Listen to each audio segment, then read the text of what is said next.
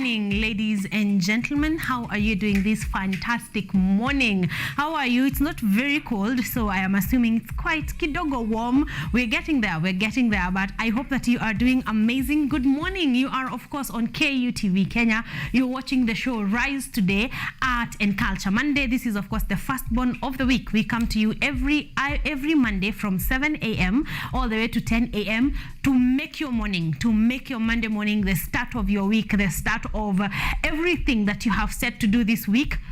Sisi ndio hao watu. We are there to make sure that you have started in style, that you have started in a big good energy. So we are here to do exactly that. Today is January 23rd of January. The year, of course, is 2023. This is also the fourth Monday of the month the fourth Monday of the month and the year. So the fourth Monday of the month of January, and also the fourth Monday of the year, that is 2023, which means that we have exactly 48 more Mondays to go. Yes, ladies and gentlemen, tumerudi tena, back to our clock, and we are doing this, and we are doing this bigger and better. So stick around, okay?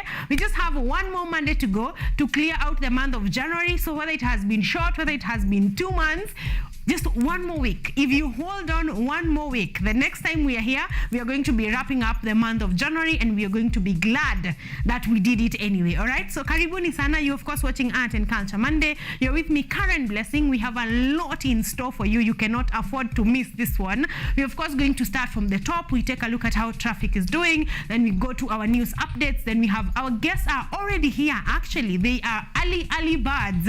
And I love that for them, and I love that for us, because that means entertainment starts early right here on Art and Culture Monday. We're going to be having 2 sets of guests later on in the show, so stick around. You will get entertained, you will learn a thing or two, and you will be inspired, because these are young people moving mountains, doing amazing work, putting together works of art for you to just sit back, relax, and enjoy. So you're going to be loving that. Also, our lines are open, so feel free to speak to me right now at KUTV Kenya and at Caren Blessing. We are streaming live right now on Facebook and on YouTube. So kimbia pale, look for KUTV Kenya and leave your comment. All right, leave your comment down there. Tell me how you're doing, tell me how your week is looking like, tell me how traffic is doing on your side, and I'll also be giving you much more. But of course, we have to have a topic of conversation. We can't just stand here and have fun and go home. We need to talk, and today we are going to be having an amazing conversation, so stick around for that one. But right about now, kimbia to Facebook, kimbia YouTube, leave your comment at KUTV Kenya, or look for my personal pages at Caren Blessing across the board, Facebook, Instagram, wherever you want me to be. I am there at Caren Blessing, so feel free to talk to me and let me know how your morning is faring. But right about now, let's get this show on the road, starting with our traffic updates.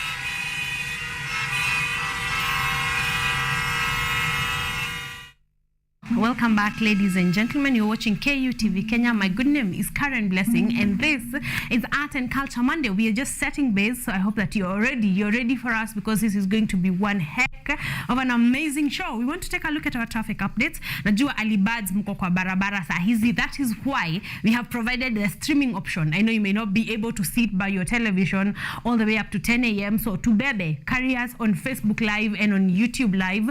We are streaming right about now. So worry not. Kama uko kwa matatu, just get yourself a pair of good earphones, and you're going to be enjoying your ride to work. You would not even realize how bad traffic is this morning, because it is. All right? Yes. Courtesy of Mathri Route on Twitter, of course, we want to take a look at what is happening.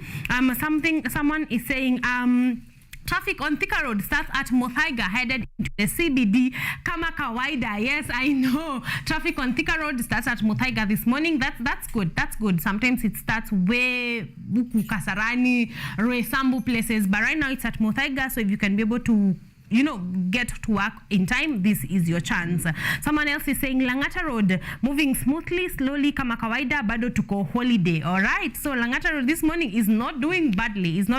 And also, I'd like your update on now we're back to school. Yes, back to school is today. I've already seen some kids headed into school. I know some of you are opening tomorrow, or some of your kids are opening tomorrow or Wednesday, but I want to know, how has that affected traffic this morning? I would like to hear that from you. So Langata Road so far, they're good. If you're using Langata Road this morning, Mkosawa moving smoothly. Someone else is saying Mombasa Road ni bumper to bumper, but at least we are moving. I hear. Thank you very much. Someone is saying also that Mombasa Road nowadays is very clear with less vehicles. You have a possibility of covering about 50 kilometers without meeting a truck or another car, especially on morning hours. So Mombasa Road this morning is also not as bad.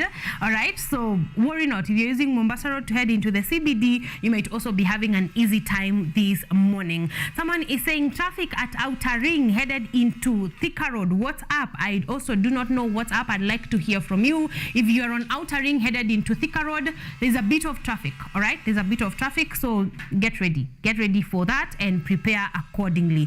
Someone else is saying Jogoo is barricaded at Ruby's near Study. What is happening? Yes, so if you're using Jogoo Road this morning, I'd also like to know if the barricades have been removed or is still barricaded, because that means you might be spending an amount of time on Jogoo Road this morning.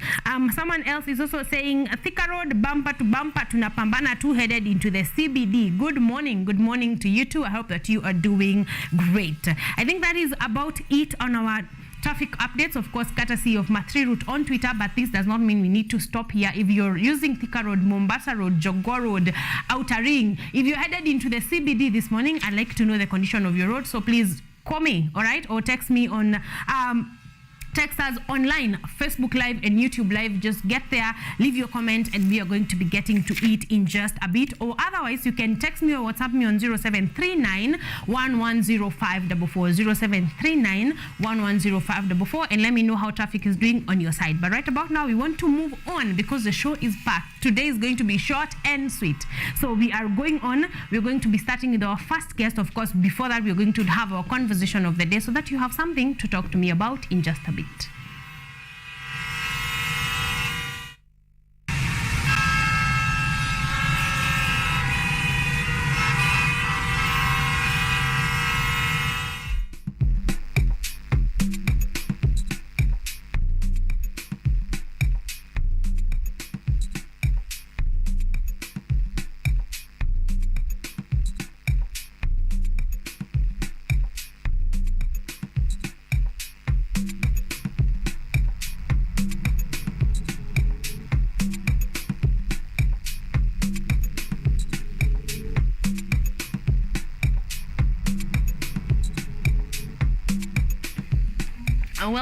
Welcome back, ladies and gentlemen. Ali Birds, Monday gang. I hope that you are up and you're ready to talk to me, because we want to discuss our topic of the day this early morning. And this one, you will have something to say, you will have something to contribute, because I want us to talk about career opportunities in the art industry, available career opportunities in the art industry. Now that we are always here day in, day out, Art and Culture Monday forever, talking about art, hosting artists from left, right, and center. We want to know, what are the career opportunities in the art industry? And we want to back up kidogo, because we have a lot is going on in the educational center.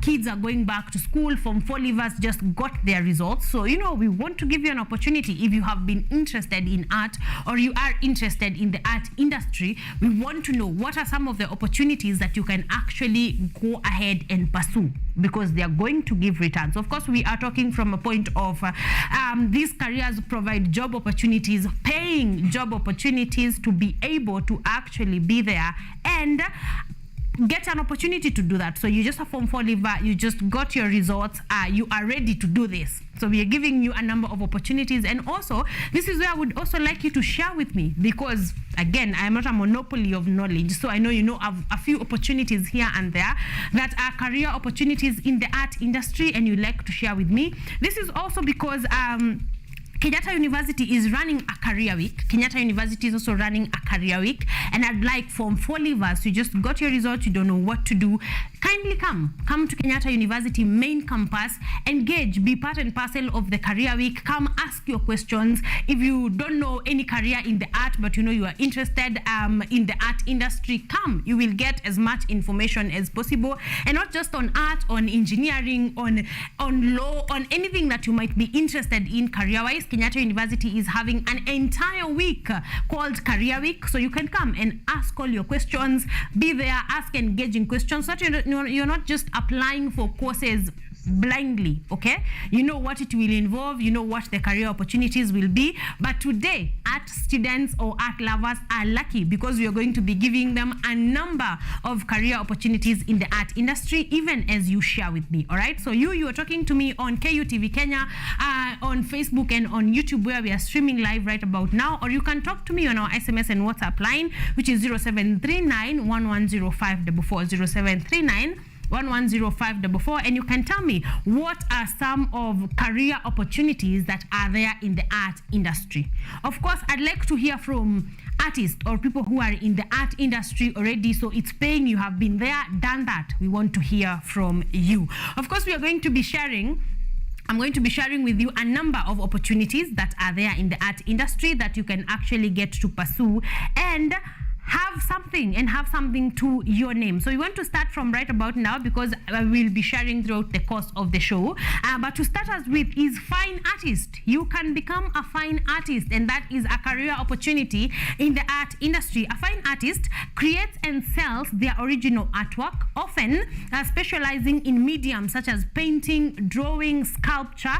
There are no formal qualifications required for this one. So if you just cleared Form 4, you're a good painter, you're a good sculptor, you can go ahead and literally get into this career right now.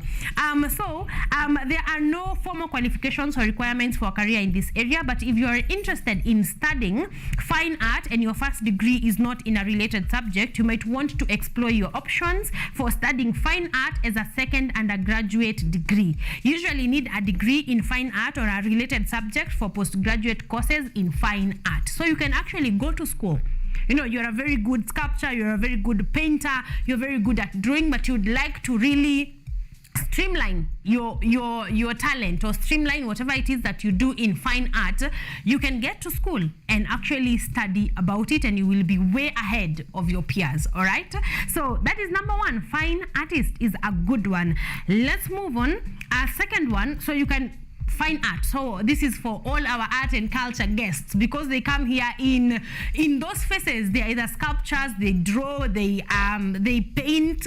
So here is an opportunity for you in fine arts, and you're going to be enjoying that one. Number two, you can become an illustrator. Yes, an illustrator works to brief to create designs for products such as books, cards, and clothes. Relevant qualifications include fine art or illustration, though ability and experience are equally important. You can start out by taking on a small and unpaid commissions in freelancing, and you can also register with an association of illustrators to access resources and opportunities for self-promotion. So you see all these book covers and card covers and designs and logos, all those are done by an illustrator. So you can go ahead and, you know, if that is the kind of thing that you are interested in, you can go ahead and get that as a career opportunity in the art industry. All right, so there's a lot to do, because people are always writing books. I mean, we are going to be having a poet later on, and I'm sure the cover of her book was designed by an illustrator. Okay, yes, so you can earn from that, you can earn from it, and we have said you can start with freelancing, kidogo money here and there, and also if you want to take it full time and seriously, you can register with an association of illustrators. This will give you access to more resources and opportunities for self-promotion. All right, so there are plenty of opportunities in the art industry. I'd like you to share yours, especially if you are in the art industry and you're earning from it, because remember, we are talking to our Form 4 leavers who just got their results. Someone is interested in art, but they have no idea what the opportunities are for them, so we are sharing them with them. All right, so kimbia pale Facebook Live or YouTube Live where we are streaming right about now. Leave your comment. If you're not online, you can talk to me, or if you're watching on your television, you can talk to me on 0739 110544, and I'm going to be getting to that text or that WhatsApp message in just a short bit. Yes, so we're moving on. We are going to be having our first guest because amefika huku mapema. All right, he got here early. He has been here before. His name is Ken G. You're going to be loving. Yani, just the sight of him is already amazing. He's an artist. He is earning from it. He is out there earning from art. He is going to be both entertaining us and letting us learn a few things both about him and about his career. All right, so we are going to be having Kenji in just a short bit.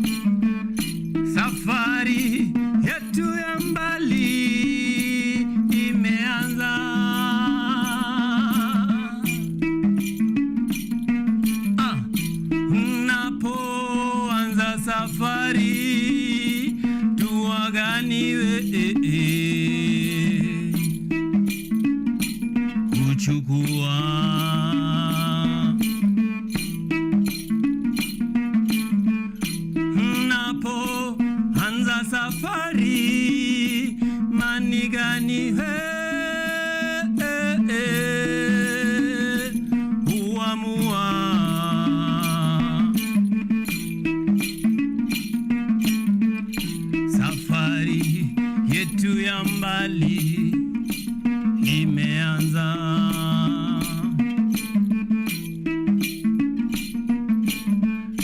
Safari yako ya mbali imeanza.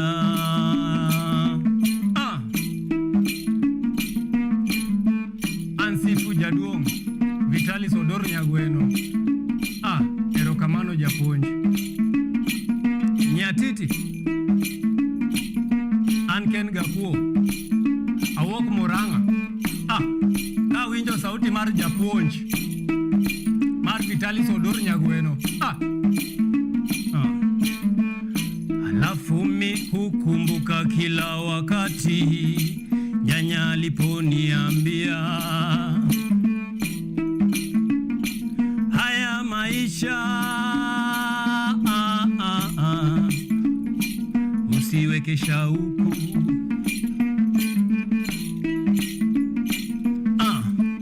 Alafu babu stori zake jo.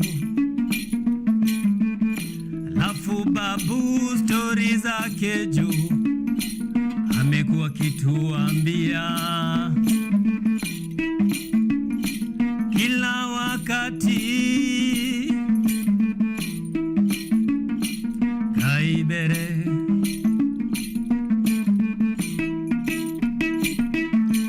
ha kaibere ha kaibere kaibere weka Mungu mbele. Ladies and gentlemen, that was Safari.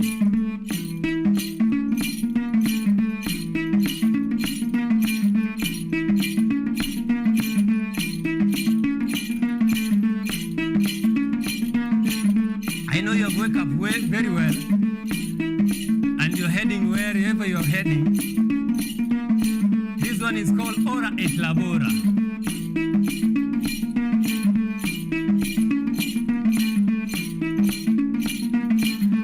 Sala zetu zikufikie, njia zetu ziangalie, mkono wako tushikilie. Ora et labora, ora et labora, ora et labora.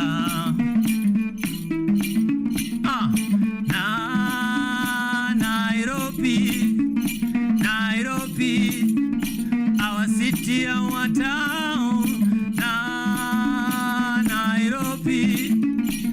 Nairobi, my city, my town.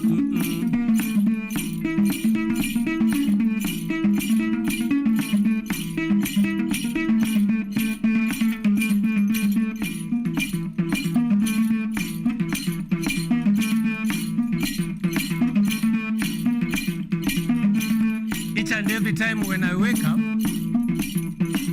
there's this story that I also speak each and every time. I speak with my teacher.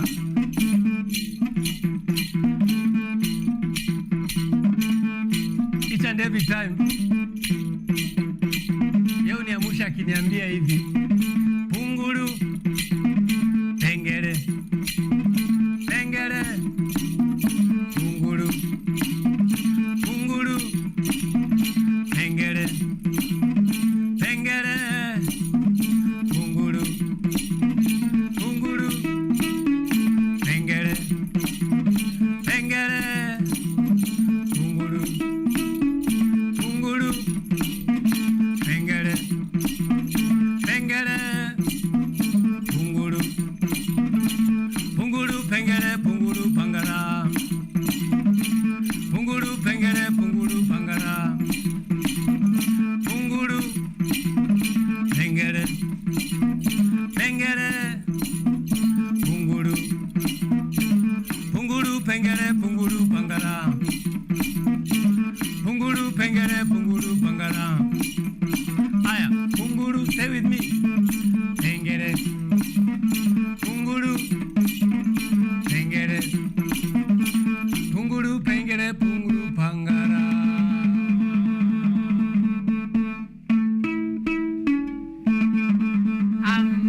amazing early morning entertainment from Ken G. Thank you so much. I know you guys at home have just had a mood lift from the amazing music coming from Ken G. Asante sana. Thank you for being here. Thank you for gracing our studios on this early morning. You are doing well. Ken G, good morning. Good morning. How are you doing? I'm good. It's been a while. How is your Monday morning? Wiki yako imeanza vipi? Wiki yangu imeanza poa sana. Nashukuru sana tumefika Monday. Yes. January is almost over, right? I like that. I like that. 2023 yako imeanza vipi? How has the last 3 weeks of the year been? 2023 imeanza vipi poa. 2022 was that year. Now we are 2023. It has started with new opportunities. Like now, I'm in the station now giving you some music, and I'm healthy, and I thank God for all. Exactly. Thank you so much. It's a pleasure to be here. We are happy. We are happy that you've graced our studios. Now, it's not the first time. So na feel kama, no, Kwanda, tell us what you do, and then you tell us the last time you were here versus now, what has changed, what are you working on. So let's start with Kenji ni msanii, anafanya music genre gani, what does he deal with? Yes, Kenny G, Ken Gaku. Yes. My official name. You can find me on all my social medias, Ken Gaku.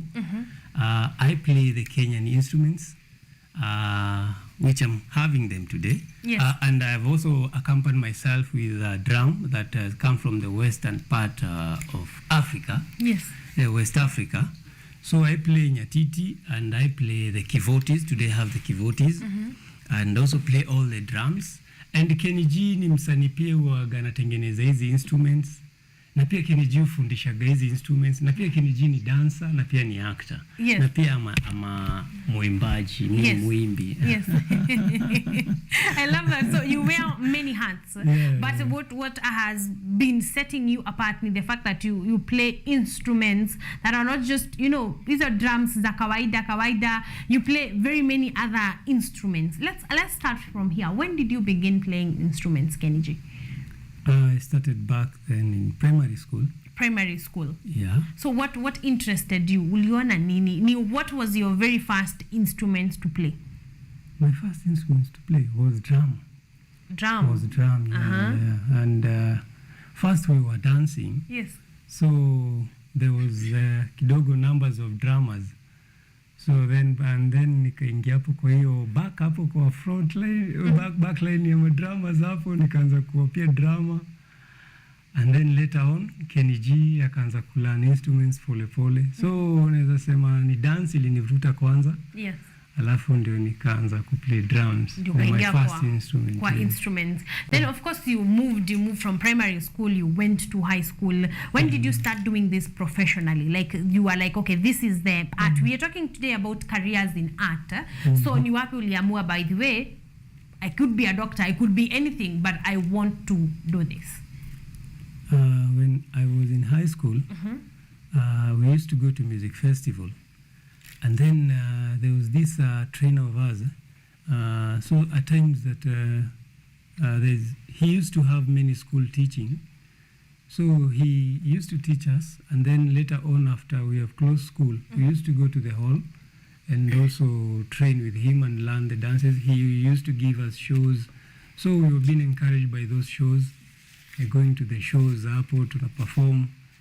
But this thing can also can buy for me books, can buy something for me. Yeah. So I take it seriously. And high school, kidogo mwalimu going to other school, also tunamsaidia pia kutrain other students. Pia mimi time ilikuwa student shule. So ilini encourage sana hiyo time. From high school, professionalism hapo ikaanza, nikaanza kwa naingia shows.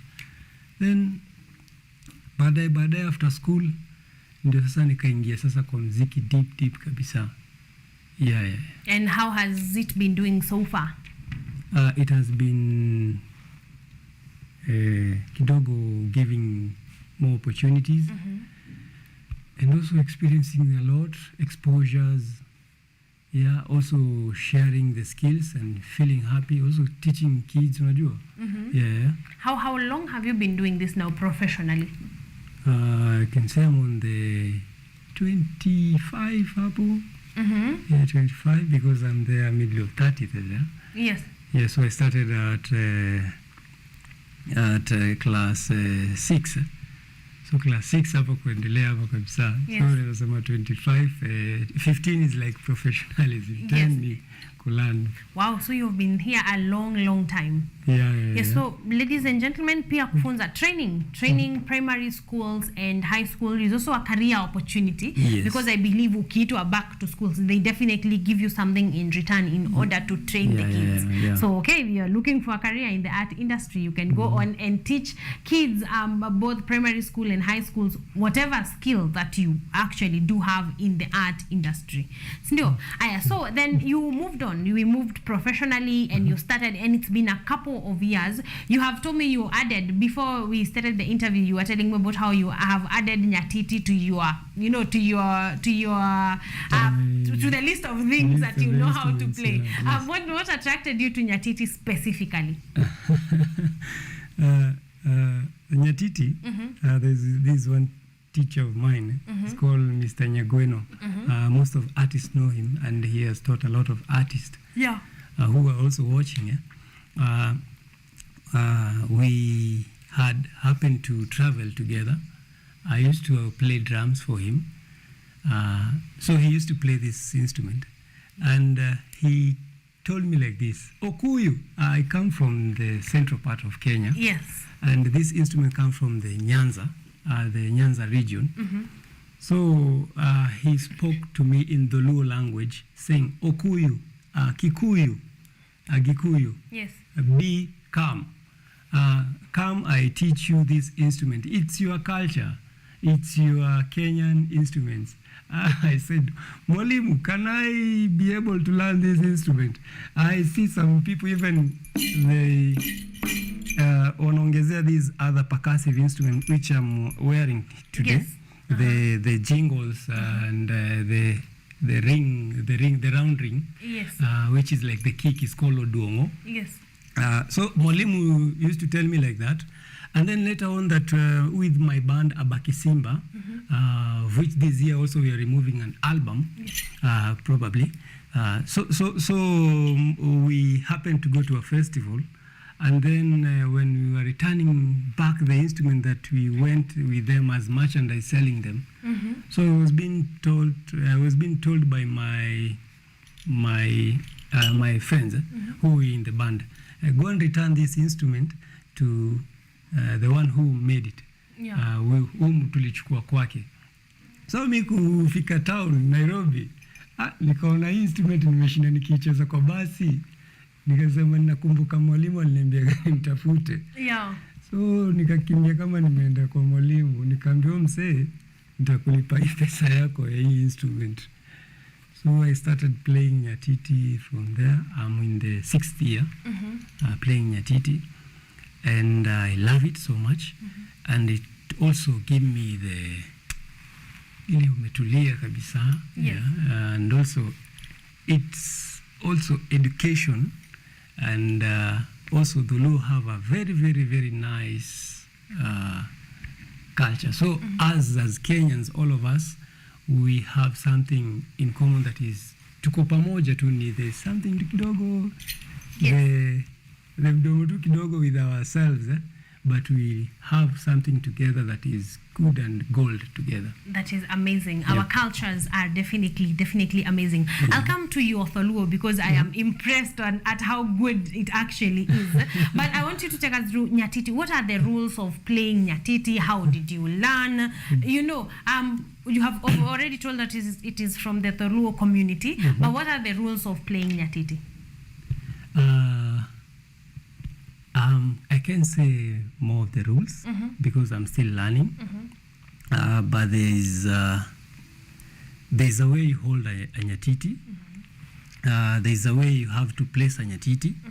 You can't hold a Nyatiti. Let me show you, Dogo. You can't hold a Nyatiti like this. Most of the people, when ukimpea nyatiti akishika nyatiti Yes. anaanza kushika kama gitaa, anaanza kucheza hivi. And you can't play nyatiti like that. Yeah. Nyatiti unachuna ugali. Yeah. Ni kama unachuna. You know, guitar you have to strum nini, unapiga ya with the nini. Yeah. So the rules kiasi that I know, you can't play nyatiti like this. You have to hold it like this. Yeah. And there's nowadays, because we tunaenda exchange. There's how you can unaweza cheze uko umekaa chini. Yeah. And also you can have your stool. Most of the players used to have that. And also there's what can I say? There's the jingles that can accompany you while you're playing the nyatiti. And as also, if you don't have the jingles, also you can play the nyatiti. It's not that you can't play the nyatiti, it will sound. Yes. And also there is the way you have to tune your nyatiti. There's the tuning of the nyatiti, you have to tune your nyatiti. Yes. And also there is some rules of like, you can't put the nyatiti into the sun a lot, because there's some things that has made the nyatiti, will make your nyatiti off tune very fast, and you're going to play. So there's more rules of nyatiti. What is the function of the hole? I'm seeing a hole by the side. What is the function of that one? It has a lot of stories.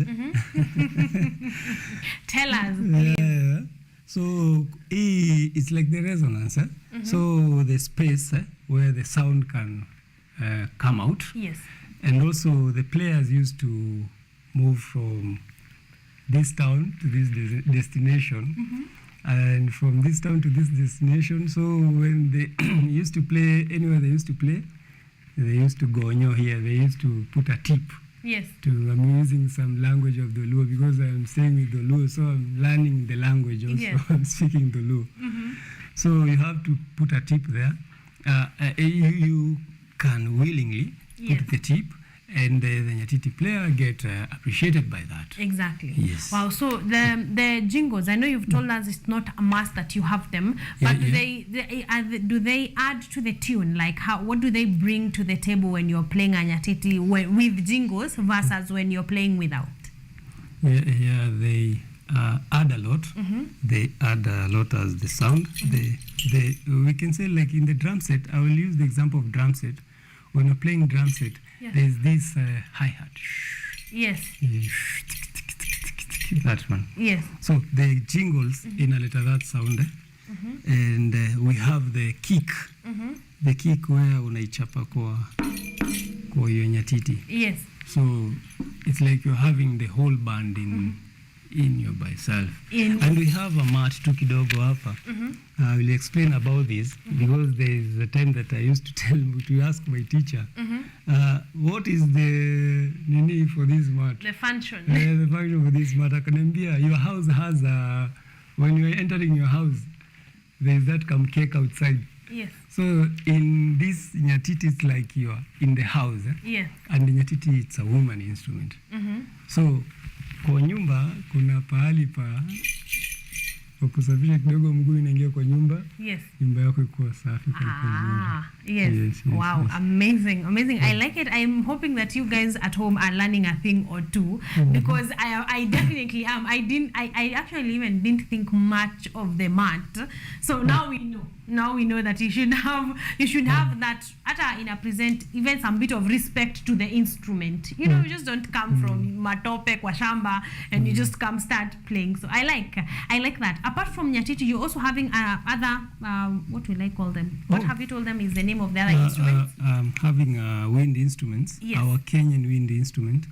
And I made myself a pipe. Yes. This one is a bamboo, the original. It's called kivoti. Most of the people call it chivoti, but it's called kivoti. Yes. There are different types of wind instrument in our Kenya. We have Letrukana, also the Kisii have, and also Kikuyu we have. It's called motoriro. Motoriro has 4 holes. This one has also Giriama used to play 4 holes and 5 holes, but nowadays the most people use 6 holes.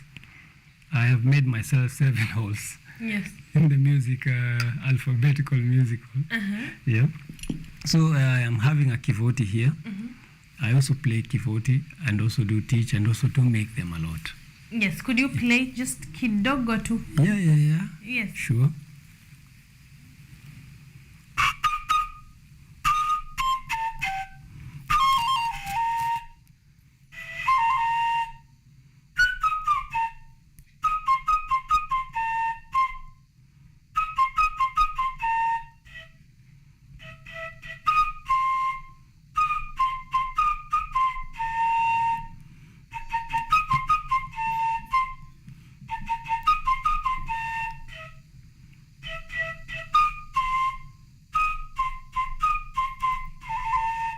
You can also play covers. Yes.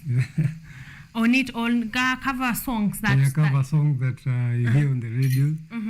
If you have trained yourself very nicely with the kivoti, because kivoti need a lot of training. From the first time when you're learning the kivoti, inaweza kufanya you feel like you're dropping it out. So kivoti needs a lot of training. Yes. Yes. Is that because it goes along with your, vocal cords and the way the wind is supposed to go in or go out, or why what makes it a little bit harder to learn? Maybe I can say the placing of the lips, because this one you have to find the key. It's not like a saxophone or a recorder, whereby you will blow and then you'll find the key. Yes. It's already have the sound. Yes. This one you have to find the key by yourself. Yes. Yeah, and you have to use a lot of breath. Exactly, to be able to, it has no sound in it. You're the one who is putting all the sound, all the tune, everything that you need. Exactly. Okay, I like that. Where are you teaching kids? Ama watoto wenye unafunza ni wa wapi? How are they faring? Yes. Now this year I happen to kidogo combine with myself with tumepiga collab with my guys. I'm teaching the kids in Dandora and also in Korokocho and in Madare. So Dandora, we are having an organization is called Maono Africa, whereby we are teaching dance, and also we are making the instruments also, and also there is a part of theater that we are doing also there. Yes. I want us to come back and discuss theater kidogo. Right about now, I want us to get a performance, because that is why we are here, to enjoy your amazing talent and to see the things that you are doing. So ladies and gentlemen, right about now, Kenny G with another performance. Right.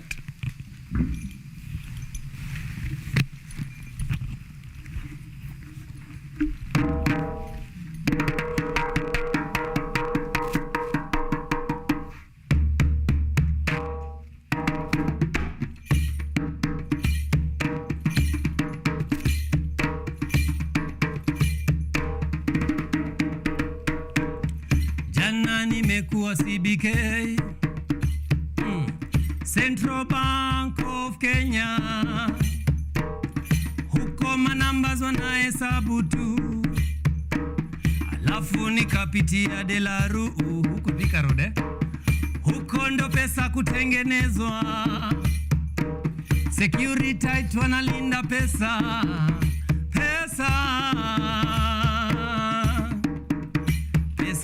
tu.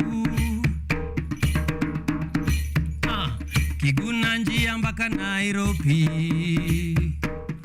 huko kila mtu ni biashara, natafuta pesa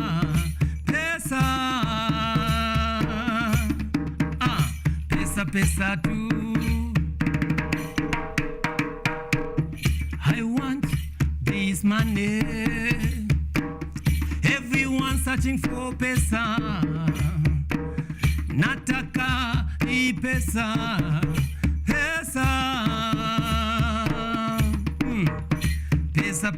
tu.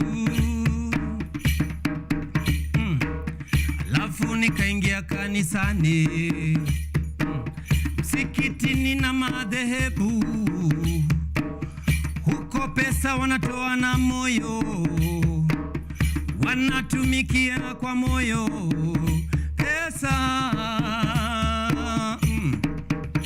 pesa pesa tu. Alafu nikaenda organization ate huko manze pesa iko, but they serve community, they give back to community. Pesa, pesa pesa tu. I want this money, nataka hii pesa. Everyone searching for money. Pesa, pesa pesa tu. Ladies and gentlemen, I will return to sing Nairobi again because Nairobi is becoming a very, very beautiful city.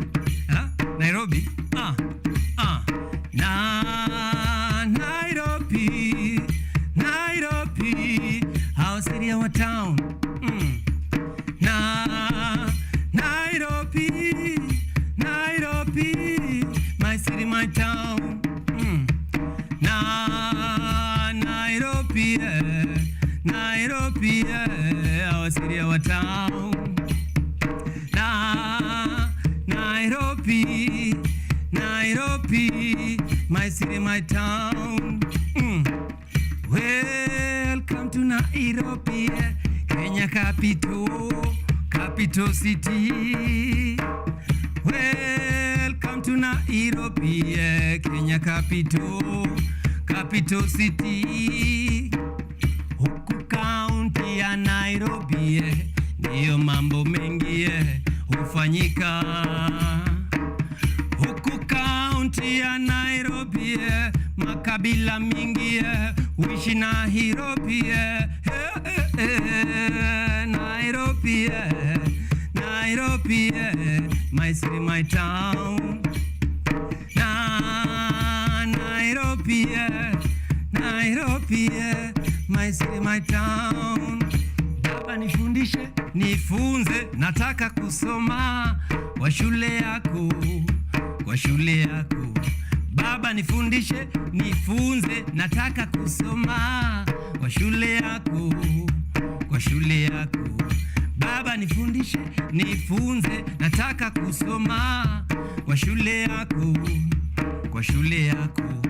Leo ukomboka, leo ukomboka, leo uko kazi, leo ukomboka, leo ukomboka, leo ukomboka, leo ukomboka, leo uko kazi, leo ukomboka, leo ukomboka, leo ukomboka. Sikiza. Jonjo kataso mbili, ile bread nisikia fiti mwilini, ilinipa nguvu mpaka bosa kaniamini. Nasikia nimetoka mboka, nasikia mwili bana nimechoka, nashukuru Mola kwa riziki ya leo. Leo ukomboka, leo uko kazi, uko kazi, leo ukomboka, ukomboka, leo uko leo ukomboka, leo uko kazi, leo ukomboka, leo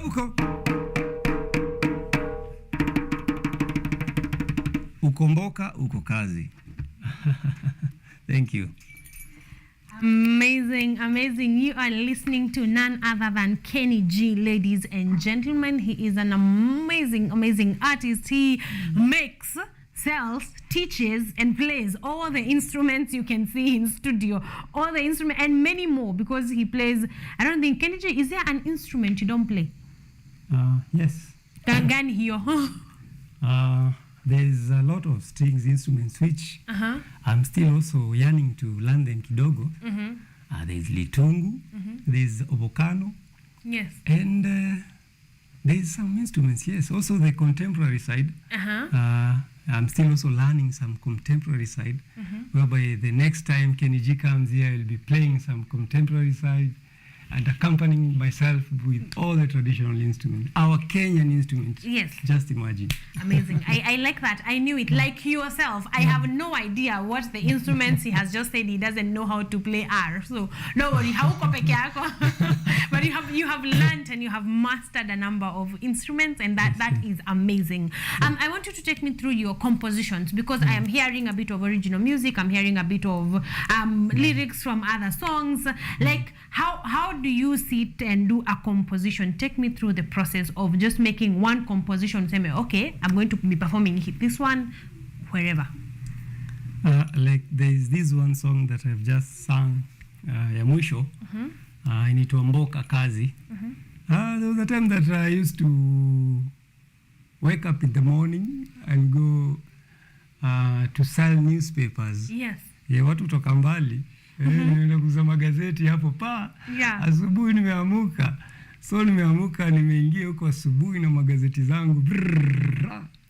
Hiyo wimbo inatokea hapo. So there is this real life, and there is this life that you can see from other people. It comes and you write. Yeah.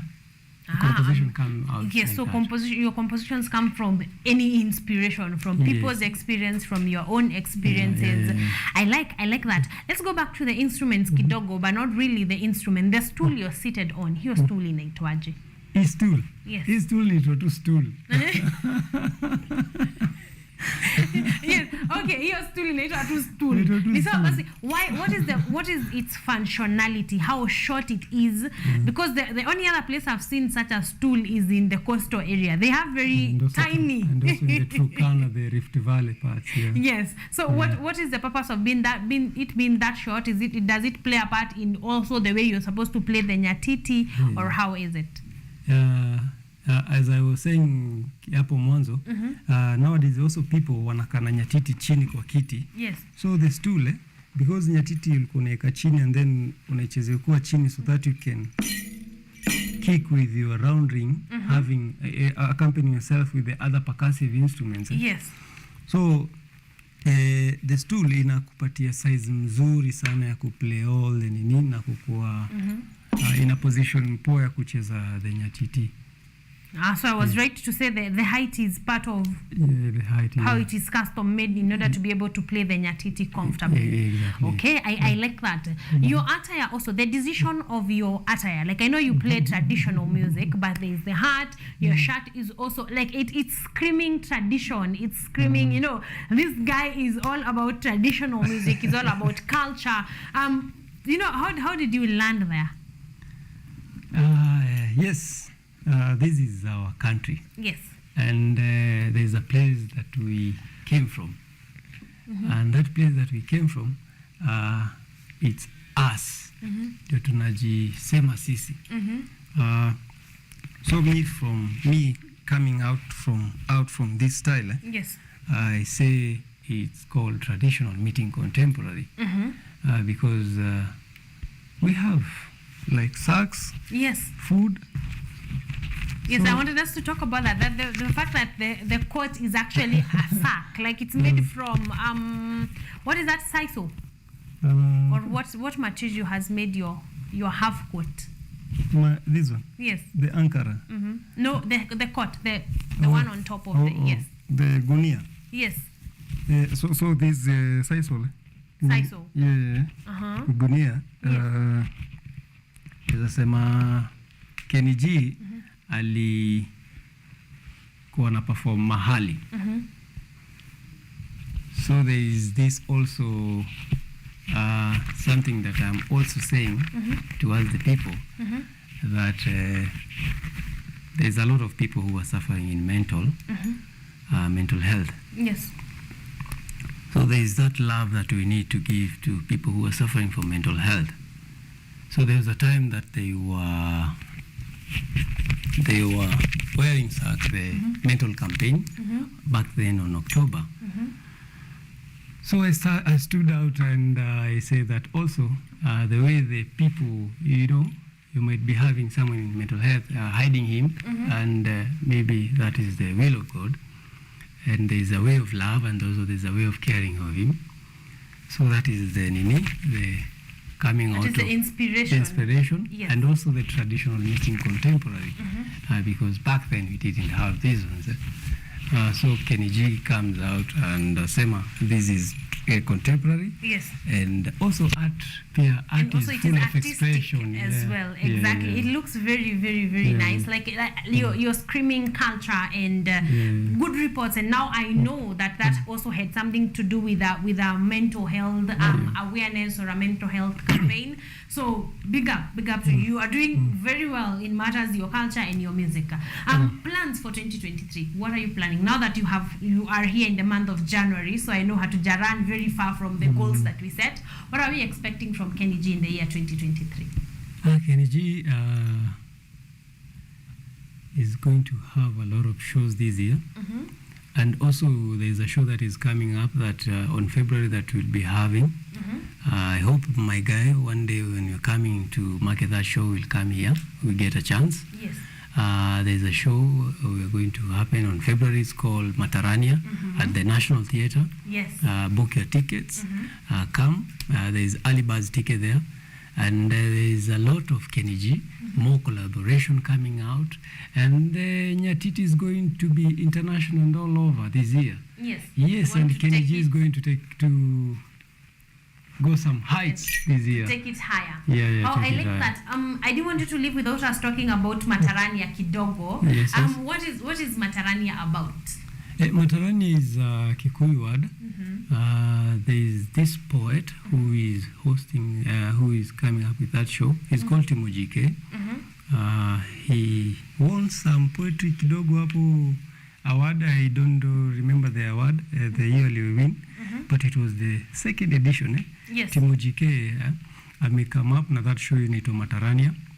Matarania is a Kikuyu word. Inamaanisha thoughts and reflection. So there is not that it's going to be a Kikuyu play. It's going to be different segments of the stories where you learn a lot. Yes. And get entertained. So there's also part of theater and there's part of music and there's part of poetry. You better come and so it's a nice mashup of music, poetry. Exactly. I like that. Remind us of the dates. So Matarania will be going down, is a play going down at the Kenya National Theatre. Yes. Dates. Remind us the dates. So if you are going to have a very kidogo long ya Valentine's hapo, ukikosa kupeleka mtu out hiyo siku, kuja 18th on February at National Theatre. It will be on a Saturday or Sunday. On Saturday, 18th on February. Come and watch that show. Yes. And support artists. Yeah, we have to support each other. Yes. Yes. Amazing. So it will be going down on the 18th of February. Yes. 18th of February at the Kenya National Theatre. The show is called Matarania. There are early bird tickets right now going for. The early bird, the early bird goes for 500, and there's like a space when the early bird will be sold out, which is soon to go sold out.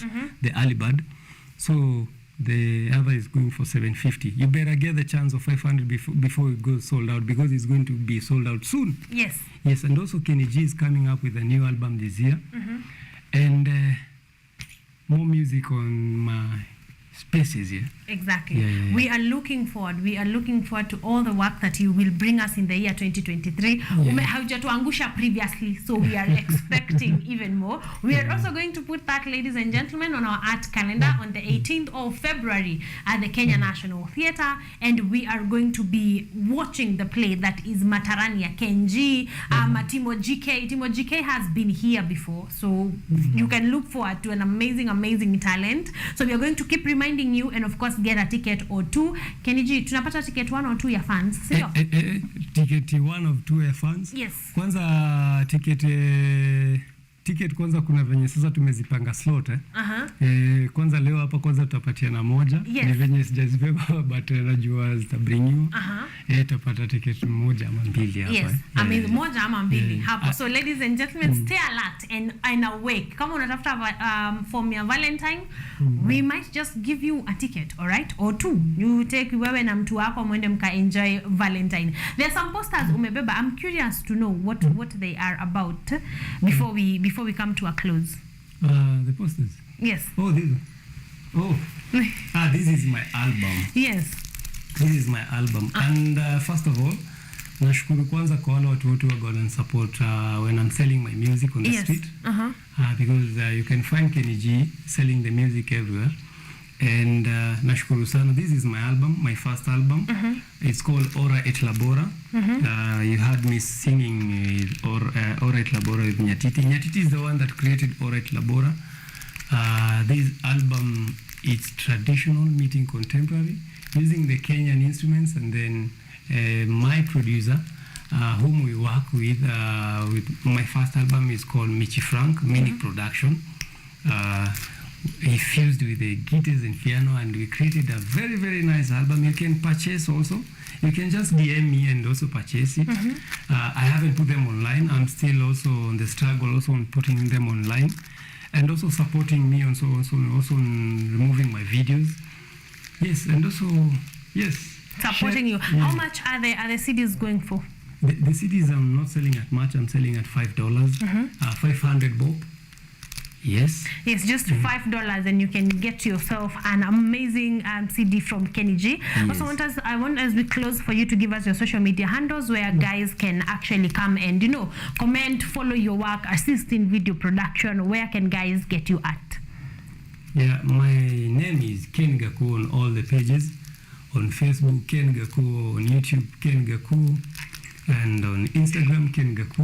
On Twitter, it's coming Ken Gaku. On TikTok, Ken Gaku. All the pages, Ken Gaku, Ken Gaku. Yes, Ken Gaku. It's very, very, very easy. Just Ken Gaku across the board, and you're going find to be. my number also there. Yes. Yeah, and you'll find his contact. So that means you can DM him or you can contact him directly, and you're going to be enjoying music. You're going to have amazing collabos with him. Gikiri Ed, anasema Monday gang, we up enjoying art and culture vibes. Thank you very much.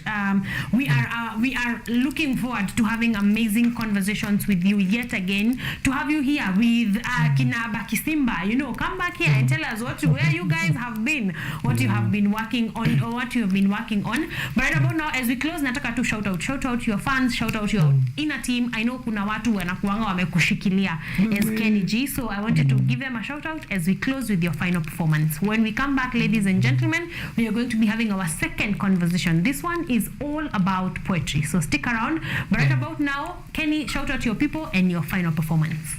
Kwanza ni wasalimu wote wale pia tumeamka pamoja na mimi hapa kucheki Kenny G.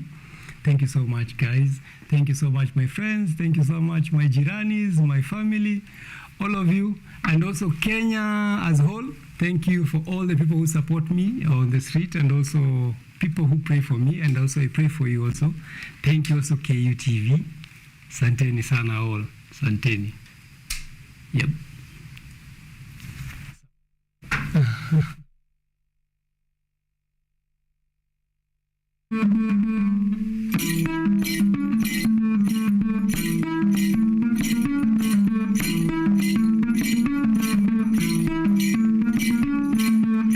Onkodo bikonya dendo Ken kamba nane bikonya dendo Onkodo bikonya dendo Ken kamba nane bikonya dendo Onkodo bikonya dendo Ken kamba nane bikonya dendo Kawinjo mar sauti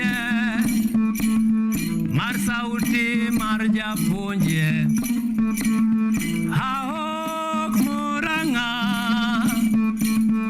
Awok mwech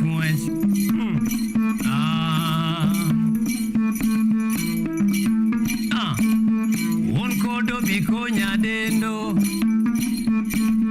Ken kamba nane bikonya dendo Onkodo bikonya dendo Ken kamba nane bikonya dendo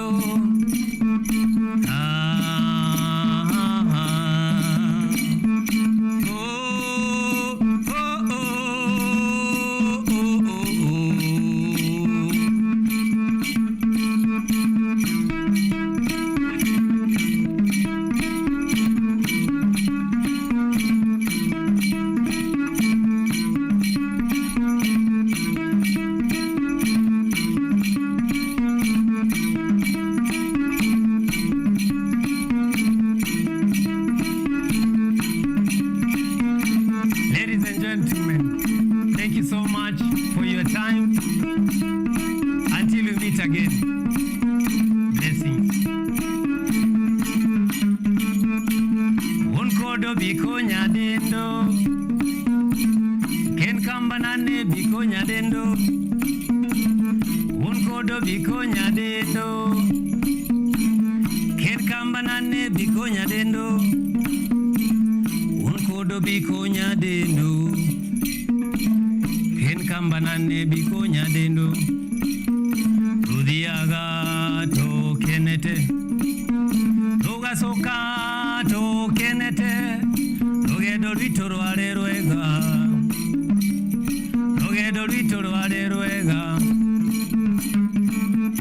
Tudiaga to kenete.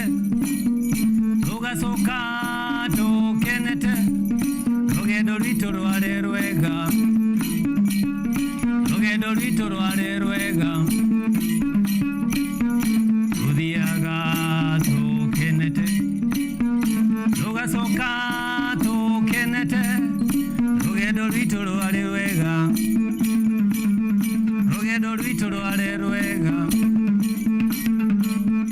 Yasaye linda humoyo.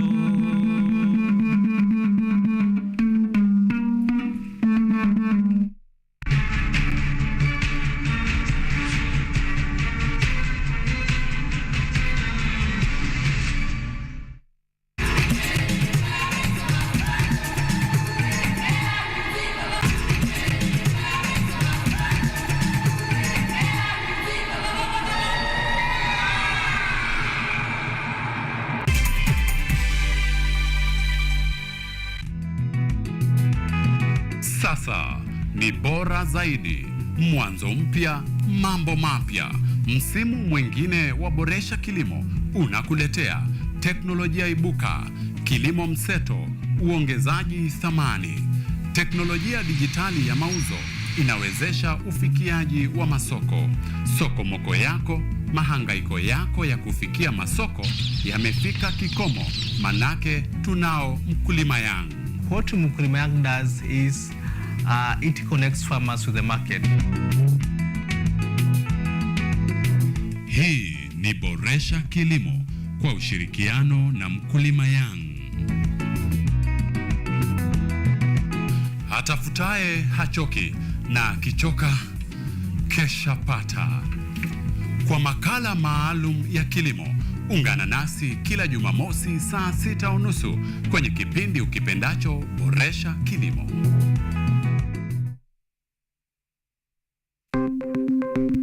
Maelfu na maelfu ya wahamiaji wakiwa na watoto kutoka nchi za Amerika ya Kati wanaendelea kuwasili kwenye mpaka kati ya Marekani na Mexico. Folks, I'm going. Thank you very, very much. I appreciate it. Thank you. Ni habari kutoka pembe zote duniani.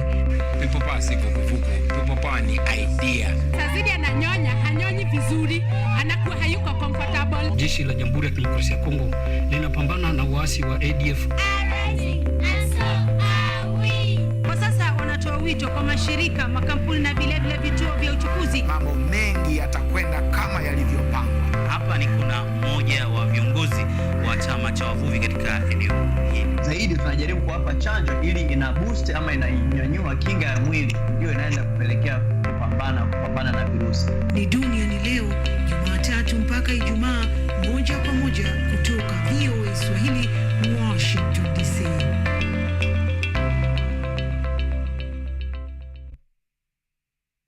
Lola ni programu inayokupa fursa ya kutizama video zozote pindi tu unapokuwa na nafasi. Hadithi za kukupa motisha, drama, maisha ya vyuo vikuu, teknolojia, masuala ya jamii, kuzuru maeneo tofauti, spoti, burudani na zaidi. Pata programu ya Lola sasa kwenye rununu yako kwa yote unayohitaji.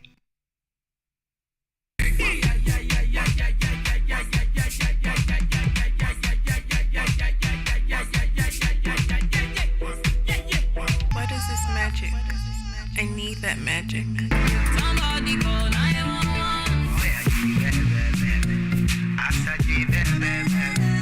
Emoji, baby. Sioji, baby. Panado, Sitama. Anything for your girl, give me more. sugri body, den den den, yeah.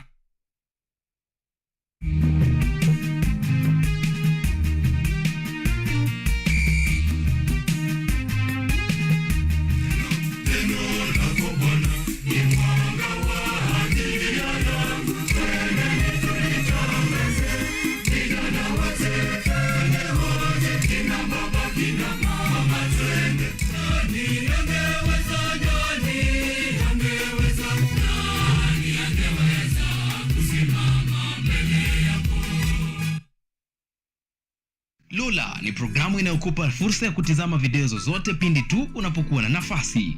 Hadithi za kukupa motisha, drama, maisha ya vyuo vikuu, teknolojia, masuala ya jamii, kuzuru maeneo tofauti, spoti, burudani na zaidi. Pata programu ya Lola sasa kwenye rununu yako kwa yote unayohitaji.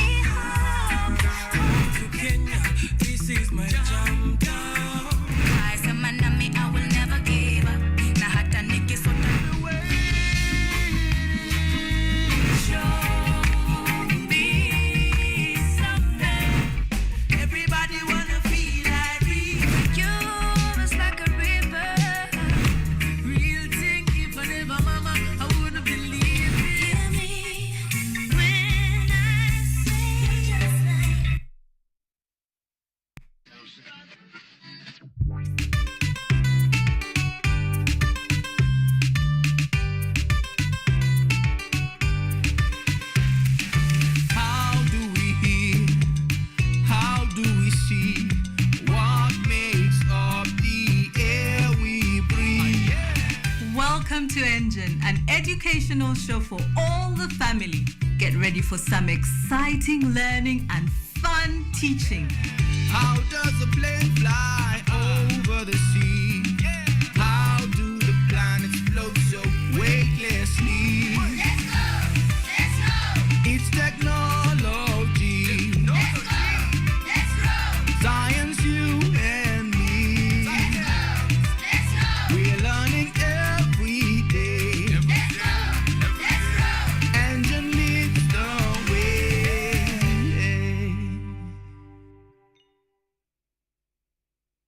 Vera Beauty and Fashion College is focused on being the leading technical and vocational training institute in the region. Our team possesses in-depth knowledge and extensive experience in the industry, offering thorough training in cosmetology, hairdressing, interior design, creative arts, training of trainers, nail technology, and fashion design. With branches in Nairobi, Thika, Meru, Eldoret, and now in Mombasa, our courses ensure that learners are completely equipped with knowledge, competency, and employability skills. Enroll today to be a part of a center of excellence.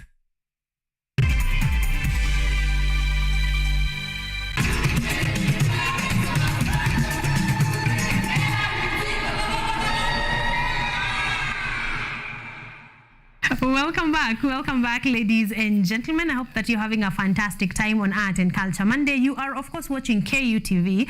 My name is Caren Blessing. We have had an amazing time. We are at 37 minutes past 8 a.m. and we are having a bomb time. If you have just joined us, you have missed an amazing performance. So rudi pale, kimbia to YouTube or Facebook, where we are streaming live right about now. Just look for KUTV Kenya and you're going to enjoy an amazing conversation and performance from Kenny G. You are going to have a fantastic time. If you are here, najua umeenjoy. If you have not or you are here, we have a function, we have a play at the Kenya National Theatre, of course with Kenny G and Timo GK, who both have been here on the 18th of February. So we are also going to be having it on our art calendar. So relax. Tuko na form ya Valentine, tuko nayo, all right? Yes, so we are moving on. Of course, thank you very much, Kenny G, for gracing our studios. It's always a pleasure. We are moving on, ladies and gentlemen. We are talking about careers. We are talking careers careers in the art industry. That is our conversation of the day. We are talking about careers in the art industry, and we have said we are talking about this because we have Form 4 leavers. We have students who have just cleared high school and they are moving on to campus. They don't know what to do. They are interested in the art industry, so we are dealing with them because we are Art and Culture Monday. Usijali, students of med law tutawasort to very, very soon. But worry not, because because Kenyatta University, I almost said KUTV. No, Kenyatta University has an entire career week. Okay, so if you just cleared school, you cleared school last year, you still haven't joined campus, please come to Kenyatta University and have that conversation on Career Week. Basically, any question, anything you would like to know about careers, come here and you will be sorted. All right, we talked about careers in art and we talked about fine art. This is for painters, people who draw, people who sculpture. Fine art is a good career point to start. That is somewhere you can start. And we already said that you don't need really any academic qualifications to be able to do this. But if you insist, there you can have a degree, you can have an undergraduate degree in fine art, and you're going to be having a fantastic time. Another one, we talked about being an illustrator. Basically, the person who has designed the cover of this book. I am not alone in studio. We're going to be having this conversation very, very shortly because I am joined with two beautiful ladies that are both beauty and brains. You ladies, you guys are not ready. But we are saying the person who designed this cover, of course, did it at a pay, and they are called an illustrator. So they provide designs for book covers, designs for cards, basically anything. If you want to design your t-shirt, that is a job, that is a career point, and that person is called an illustrator. And we're going to be having more conversation about that. But right about now, talk to me. So you're talking to me about career point in the art industry, career opportunities in the art industry. I'm waiting for that on 0739 110544. That is our SMS and WhatsApp line. And we are also on Facebook and on YouTube streaming live right about now. So go look for KUTV Kenya and for Caren Blessing. And we are going to be having an amazing conversation right about now. So we are moving on to our launch number 2. Like I said, I am not alone. So in a minute, we're going to be having a conversation on pure poetry and book writing, and just the brilliant minds in the art setup. And they're also going to tell us if it's paying. If it is, then there you are. You have an opportunity in the art industry. But right about now, let's jump onto our second launch.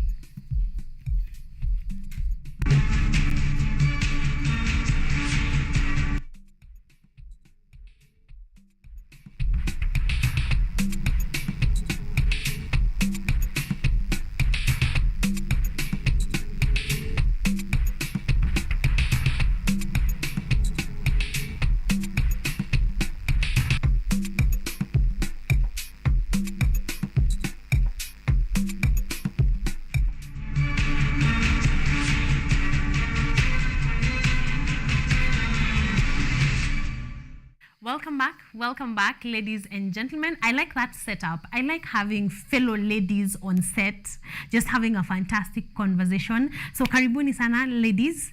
It's an honor and a pleasure to have you. We are going to have a very nice conversation briefly, so stick around, okay? You're going to learn a thing or two on this one. So karibuni sana. Let's start from here. Scholar, please say hello to us, to introduce wambia wewe ni nani, unafanyanga nini, then move right in. Hey, my name is Scholastica Mora. I'm a writer, I'm a secretary, I'm a student, I'm a learner. Yes. So you wear many hats. I wear many hats. I like that one. Winnie? Well, I'm Winnie Madoro, a poet, I'm many things. A human resource professional, also a learner. Well, with poetry, I perform and I write. Yeah. Wow, amazing. And this is the reason why you guys are here today. So yes. I am excited. I am a lover of poetry. Huge lover. I cannot explain in words how much I do love poetry. So it is a pleasure for us to be having this conversation with you two. So let's start from Scholar. When did you realize you had an interest in poetry, or what interested you kuanza kuingia kwa poetry? I think it started with me in primary school. My my teacher of English in primary was really good at poetry, and he used to make us recite. He used to write, and then he used to make us recite. And then when I got to high school, I realized that I can do it too, and it's something that is in me. Yes. I can do it anytime. Like, yeah, it's as easy as breathing. Yes. So you started writing in primary school kidogo, but high school you intensified your writing. Yeah, in high school I intensified, and then in campus we had this magazine. It was called Campus Zone, but it went off. But we used to write. I used to write poetry in it. Then out here I published. Yes, wow, I like that. You make it sound so easy. You're making it look like just breathe, write some poetry. And I like that because I believe talent has a lot to do with it. So you are one talented lady. Winnie, what was your story? Well, mine, I think I started in high school. At first, I didn't actually realize it was poetry I was writing. I think I was just scribbling some words and then throwing the papers away. But then when it came to around Form 2, Form 3, I started keeping them. So I still have the book to date. I wrote, they were not so good, I would say. But after that, I came to campus, joined Art and Poetry, KC University, and there I got my performance zeal. And it has been You've been going on ever since. I met Scholar, and then we are here. Wow, and then a book. I want to have friends like you, you know. I feel like I need some friends like you in my pocket. So you started writing and you got into campus. When did you seriously now consider this is Scholar, this is what I want to do? Like, I know you are doing many other things, but when did you consider things like publishing? Like, when did it get to a point you're like, okay, I think I have enough work to actually put together in a book? Okay, actually it didn't come easy. I thought it was, a hobby, something that I can't really take seriously. You know, in campus I was an actuarial science student. Wow. Yeah, so when I finished and I really had this passion for writing, for short stories and poetry, I used to think like, I've spent 4 years in campus, I can't just give this up for, poetry. Plus they say writers don't have money, they don't make money from writing. So I can't stop pursuing financial analysts and, become a poet. But then I had this friend, the one who edited my first book, Beautiful Mess. His name was Eugene Kabasa. He told me, Scholar, you have so many poems. Why don't you, make them into a book? But then I thought this was, a lot of work, everything, cover design, editing, and all the money, where am I going to get it from? But through his support and support of friends, we got Beautiful Mess. So Dreams and Demons was not so hard after to do the now first because you had already done your first book. Okay, I like that. So Winnie, before Dreams and Demons, have you put any other composition together? Well, not really. I have been submitting, let's say, poems to anthologies, books. Let's say mostly have been published in newspapers. But I think I did performance most. You were out there performing your poetry. Yeah, I would just write and keep them because I believed my poetry was too dark to be out to the world. Yeah, so why did you think it was too dark? What made my poetry better was when I started writing about the theme death. Most poets start from love themes. When I started writing on death, I think my poetry became, I don't know, it sort of enhanced. You'd know, you'd see the progress. Yeah, and I didn't feel like it was supposed to be out there. Was it from a personal experience or from an observation, or why did you pick death as your theme? Well, it was actually from a personal experience. Yeah. So I can get that, how that can take a dark turn. Exactly. Can we hear a piece on that? Yes. On that maybe a reading. But oh god, it's too dark. No, we want to hear that. All right. Let me just do this reading. Good thing I carried my book. Yes. Come. Born of fire, life with rage, death at last. Peace buries the body buried beneath dust, silence. Even death is innocent. I did not take him. This one was sent. Earth moans, Life moans, death knows. What lies underneath was nailed to the world's cross, shocked. Even life is shocked. I did not sentence him. His fate was cooked. Yeah. Hot minute there. So I know you probably don't want to go back to this, but was it the death of a loved one or someone you? My dad, yes. Your dad. Yeah. Sorry, we are sorry. May his soul rest in peace. It's okay. Yes, but you did make something out of it. I like the way you moved on and dealt with it. We may not be able to bring him back, but we can see the beautiful person you have become because of that. Well, so I love that. Was it a coping mechanism? I don't know what it was. You never really cope. You just find yourself in that dark place sometimes, and the easiest thing to do is write rather than communicate to people, because sometimes you'd feel like, you're being too much trying to call, and maybe it isn't so easy to open up to people as it is to open up on paper and pen. No one is talking back to you, no one is trying to tell you things you don't want to listen to, or things you'd feel are not so comforting to you. So you just throw it on paper and then you go past that moment. Exactly. So you get to pour your heart out without really having someone who is, wondering or questioning or moving. Okay, I like that. So Scholar, you put together a beautiful mess. What was the inspiration? Okay, I think writing is a coping mechanism. Like, I think most of my poems in Beautiful Mess are about pain, heartbreak, and loss. And like Winnie, mine are not about death. I think I just have one poem on death, about my grandfather's death, which happened, I think, around 2004 and 2005.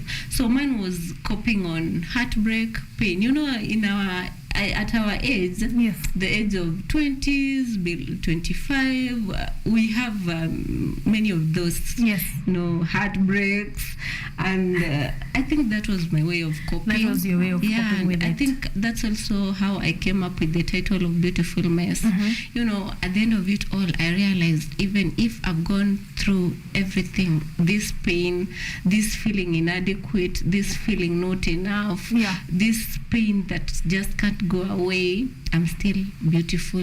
As messy as I am, there is a little beauty in there. There's still some beauty in there. Wow, I like that. I also I will ambush you. Let's start from here. I will ambush you for pieces from time to time. So I would like us to hear one piece on just basically the book Beautiful Mess. Okay, I can read? Yes, you can. Let her pick her favorite one, Let her pick the one that really got you through the trenches, and you're like, anyway, I need to get this one out of my system. And I like that writing can be used as a coping mechanism. I like that because that allows you to take as much time as you want.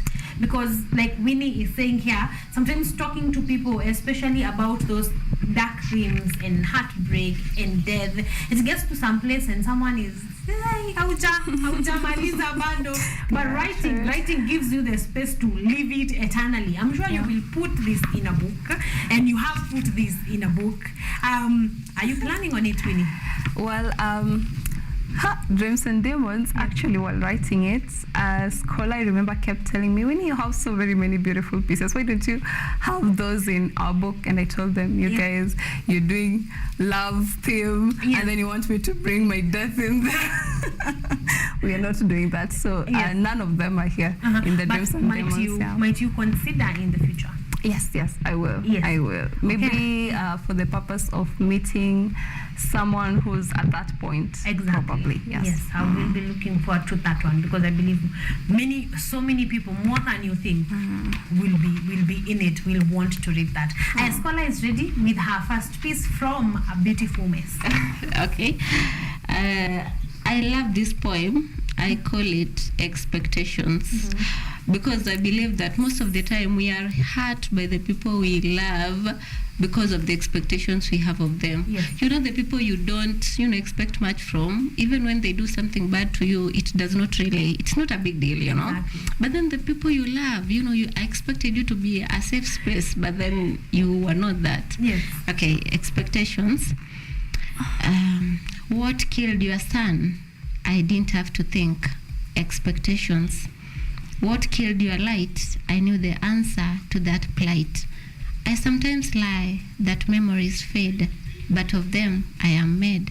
Into my memories I wade to find out when I first bled. And to the forefront I bring the song that made my blood sing, the sound that made my ears ring, the moment that crippled my wings. I remember him who broke my heart. Well, the expectations played their part, but here I am, a broken piece of art. I have been down, I have been hurt. Several times I wake up and smile. I look back. Girl, those are plenty of miles. I sigh and count my blessings a while before pain cripples me and I cry again. Who hurt you? They whisper. Expectations, I respond. I pick up my luggage and stand. My peace is what I'm going to find. Yes. Yeah. All right. We are seeing some copying. I like the way you're putting us into that state of when you are writing that poem. You can almost feel like you are there. So I like that type of writing. You have written, both of you have written for a long, long time. How do you tell that your poetry is improving? Like, how can you tell that you are becoming better at it? I think you can feel it. Mm-hmm. I can look at my poems, the ones I used to write in a book long time ago, the ones in Beautiful Mess and the ones in Dreams and Demons, and I can feel the emotion. I can feel that I use less words to explain how I feel. Yes. Compared to how I first wrote. Yes. Yeah, and I think with practice and maybe even 2 years from now, I'll be better than I am now. Even better. Mm-hmm. Wow, I like that. I like that because creativity, it's almost kind of hard to tell, is this person, are you going up or are you not writing better? But I like that because you read one paragraph of poetry and a lot has been said. So I think that has been always my mark of how many words, like how few the words you can use to express such a huge thing. So I like that. Maybe I am growing as well. Okay, let's move on.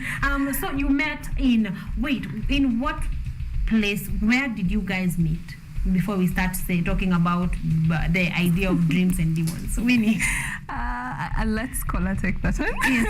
Yes. she's sentimental about it. Okay. Well, actually, it's funny how we got to know about each other because we didn't move in the same circles. Yes. We were in different campuses. We were doing different courses. Like, there is no way we could have met. But I saw a piece of her work on a friend's status, and I loved the way she wrote. I connected with her words. So I asked that friend to give me her contact. Then that's how I reached out to Winnie. That's how we got talking about poetry. But still, we never really considered writing a book together. When we met during my Beautiful Mess book launch, actually that's when we were like, why don't we write a book? I think that was around 6 months ago, and here we are. Wow, you are action takers. This is a conversation that will take 3 to 4 years, about 3 to 4 years to actually put together. So this has been put together in literal 6 months. Let's say 7. Around 7 months. Yeah, 7. Yes. Okay. The pieces that are in Dreams and Demons, were they written by the time you guys were talking about it? It's a combination of pieces written earlier, pieces you've written in the course of the 7 months. No. Actually, we started writing then. Afresh. Yeah, because we said, now that there's going to be 4 of us, let's just have 40 pieces each. Yes. And then in July, I think in August, after elections, we started writing. Yeah. So you each wrote 40 pieces. Yes. And then now you had to wait. Are all the 40 pieces in the book? Yeah. Well, mine are 30. Yes. When you Peter Manu, no. This is becoming a bit much. They were getting. I think I had not met the deadline because we gave 40 days, 40 poems. Yes. And sometimes it's so hard to write. You do not schedule when you write. Yes. Sometimes it just happens that you write. But something funny happened while writing this book. Sometimes you'd find yourself in a day writing 3 or 4 poems. Yes, it happens sometimes, and they surprise you how they turn out as well. Yeah, so I did not miss the deadline. Because but take me through that, because I want us to go back kidogo and ask, number one, what genre of poetry do you guys write? Also, was there that freedom, like you can write about anything in the 40 poems? They could be about anything, or were they themed under specific themes? Well, we wanted to major on love and everything in between, yeah? So the dreams and demons, the demons we carry it. So the dreams, all of us had our versions of it, but I thought for me, it's now dreaming, like the fantasies you have, and then now the demons that come in it. Now, you having these fantasies, but the things that are really hindering the fantasies that you're having, that was it for me. So it was the journey of love and everything in between. But it's so painful because it's too real. Yeah. All right, Scholar, what was your interpretation, now that we have gotten Winnie's of dreams and demons, when you were writing about it, what was going through your mind? Okay, for someone to write really good poetry, I feel like they have to be really emotional about it. Yeah. And there are 2 things I know that can make one really emotional. Yeah. One is love, and the other one is pain. Yes. Pain can be, physical not so much, but emotional pain. And we know love comes with that. Yeah, so my version of Dreams and Demons was, in love, the dreams are the good part. Yeah. What we all hope for, but what we don't really get. Yes. And the demons are the monsters in love. The feeling inadequate is there, the heartbreak is there, the wanting but not getting is there. Yeah, those are the demons. The things we are afraid to talk about. Yeah. Exactly. Now let's go back to, how did you come to the headline, to the dreams and demons? How did that come to be? Because surely there has to be 1,001 titles you had thought about before picking dreams and demons, or was it just it came to you? What was that about, Winnie? This was Scholastica's suggestion. Yes, right. It was. Yeah, and we had a number of suggestions for sure, but this one brought out the theme that we had in mind more. It made it, how do I put it? It fits best compared to the other themes and the other topics that we had, or the other titles that we had for this book. Yeah. Yes. Amazing. So you are 4 writers. Emily K. Milan is not here. Emily has been here a number of times. She's a fantastic writer. And then there's also another girl, Anyango. Yes, Anyango Nyarakech. Yes. She has also written some very beautiful pieces. I wish the 4 of you came, but now we have 2 representatives that are equally as good. Yeah. So I like that part. But did you guys kind of have to have meetings in the course of writing? Meeting together, how far are you? How is it getting? Are you just mulipeana kazi and you moved on and you met later? Actually, we didn't. Anyango could not have let us, sit it down. Yeah. She's the kind of woman who is like, we are going to do this, and yes, we are going to do it. It does not matter how many they sound, how emotionless you feel right now, but we are going to do this. Yes. It does not matter how lacking the finances are, how messed up your life is right now, but you are going to get those poems and we are going to do something good with them. Actually, Anyango is the one who came up with the idea of us writing a book. The first time I reached out to her, I wanted her to be a guest speaker at my book launch because she's this renowned writer who writes really good stories and really good poems. So when she was going through my book before the book launch, she said, why don't you write a book? I think your style and mine can really mesh in really well. And then when at the book launch, when we met Winnie, and we were like, no, why don't you make it 3 of us? Yes.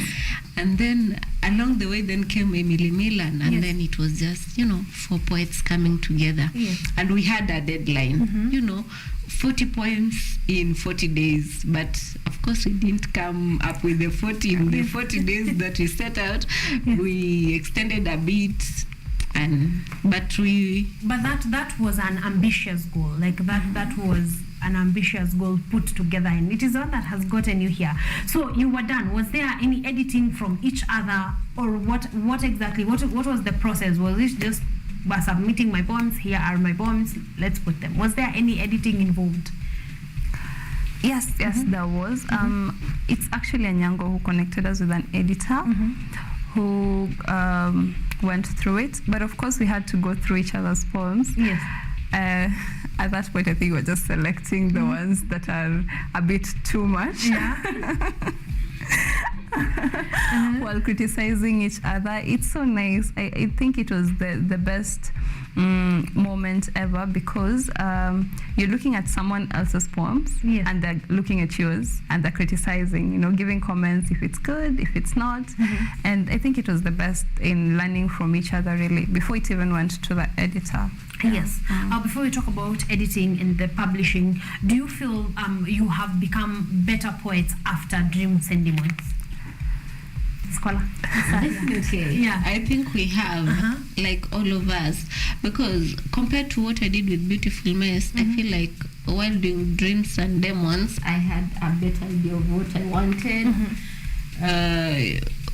And I had, like, let's say my sisters whose input was really valuable on the poems that we wanted to publish. Like the poems we wrote, let's say we wrote 50, we didn't publish all of them because someone is going through your poems and they're like, this one, it can't pass. I think we have all become better, and maybe now in the works which we'll do next, it won't be so hard for us because now we know like what we are looking for in design, we know what we are looking for in a publisher, the kind of how we want our book to look.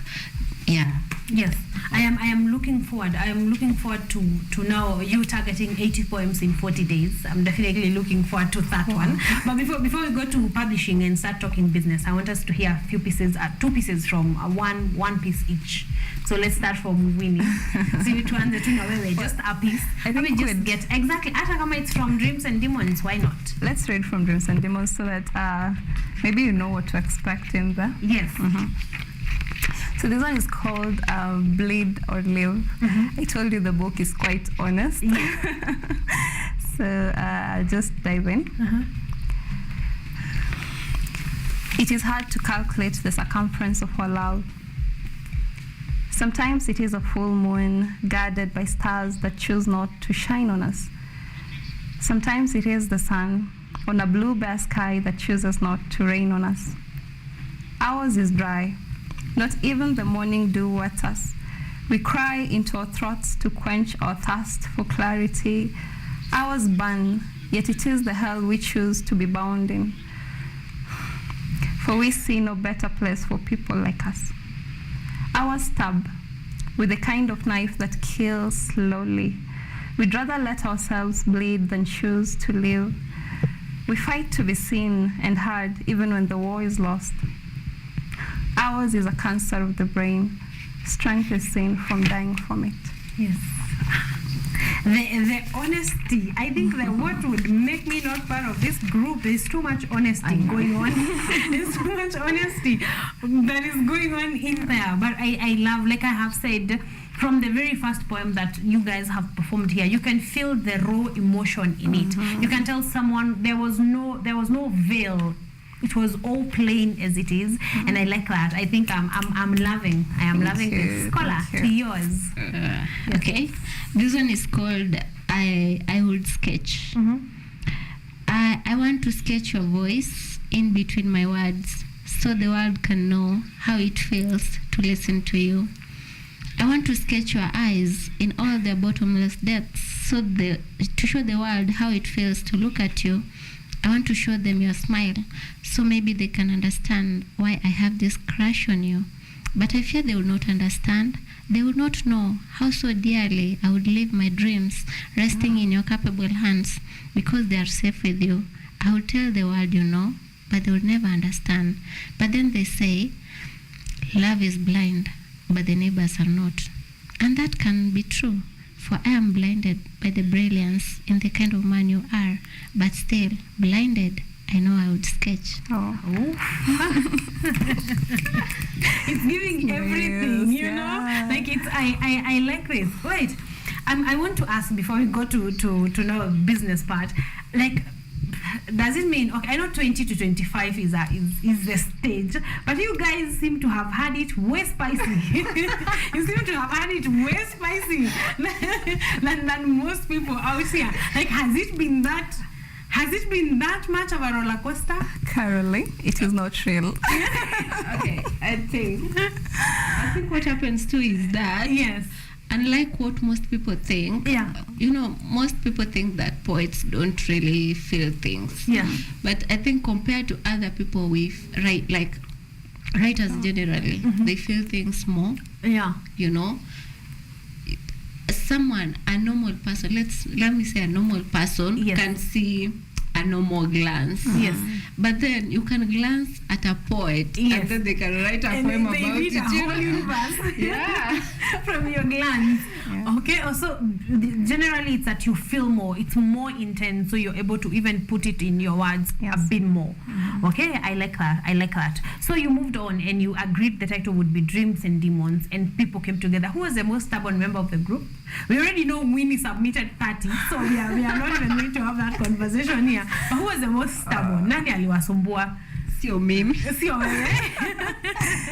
I think we were all cooperative. I don't know. Anyango was the one pushing. Yes. You know, we have to. She was the wheels. Yes, and then Emily was, she. Okay, Emily alisumbua. I told you, we have this conversation a bit more. We will know. For her, I think she was having a hard time selecting what should be out, what should not. And but we were all cooperative, I'd say. Exactly. Wow, okay. I like Emily. Now we know. When you come back here, we're going to revisit this conversation and talk about it. So you said Anyango got you the editor. So I want to know, how did you get to connect with the publishers? How did the design of the book come together? Now the work part, we are done being creatives. We have submitted, this is what we want in the book. But what went into the publishing and editing and everything that went with it? Okay, now that we didn't get this, established publishers who, take your work, they work on it, they do the marketing, and you just receive the royalties. Yeah. What we had is we self-published. This means you get people to do the work for you, we are writers, we are not designers. Yes. So we get someone to do the designing for us. We get someone to do the editing for us. We get someone to do, the layout and everything. Yeah, so we can say we outsourced. Yeah, and now we are going to do the marketing on our own. Yeah, I mean, you're here doing the marketing. So you did, or you are still doing most of the work. Yeah, because in Kenya it is not easy to get published. Yes, like these renowned publishers, it is not easy. Actually, I think if we could have gone that route, it would have taken us longer to publish this book, because they receive so many works. I think it's so hard for them to pick one and work on it. So we just did everything on our own. We got a designer. We told them what we wanted. our book to look like, and they delivered. They delivered on it. Are you looking, what would you like to change or improve in the publishing sector now that you are authors and you'd like your work published a bit more? I believe this is something you want to take into your 40s and 50s. What would you like to become better? Well, I don't think I'm in a place to actually say, because this is the first copy that we've done, and we've also had the privilege to self-publish it. But probably, I don't think the problem is the publishers or anything. Maybe we should look into how we get people to love reading, so that maybe the market would have a place for such books. Exactly. Yeah. Okay, so get people into interest. Yes. To get interested in poems and in books. And I think that we are already doing that, because that is the reason you're here. I hope that we get to spark that interest in people to actually get in there. So generally now, apart from Dreams and Demons, what genres do you guys write about? Like, is there a genre you'd be given and you're like, no, I don't, that's not what I write about? Ama you guys write across the board? I would say across, maybe. Just not the Shakespeare. Just no Shakespeare. As long as there's no... I'd say across for me, yes. Yes, you write across the board. But you, as you have said, you tend to lean more on the dark side than... I tend to lean more on the dark side? Yes.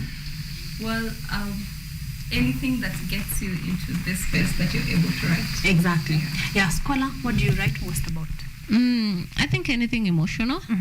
Like, if I can feel it deep enough, I can write about it. You know, that's how I think most of my poems and short stories are, you know. Like, if I can feel it enough, yeah, it goes. Yes, amazing. I like that. I want us to get one more poem from you from Beautiful Mess, just to, you know, we get a feel, because now you came here with 2 books, so we need to give you a bit of more screen time to just get the feel of a Beautiful Mess as we go on. Okay. Well, we are hearing from A Beautiful Mess, ladies and gentlemen, from Scholar. Okay, I think most of my points in Beautiful Mess were sad. Okay, I'll read this one. It's called Wall of Shame. Okay. Well, how do I tell you this so that of me you don't think less? How do I tell of my love for the little one with my blood? I'll say I'm still ashamed. You'll tell me it is impossible. I'll tell you that I love her more than anything. You'll tell me that's not possible. I went out on a journey long to show them that they were wrong.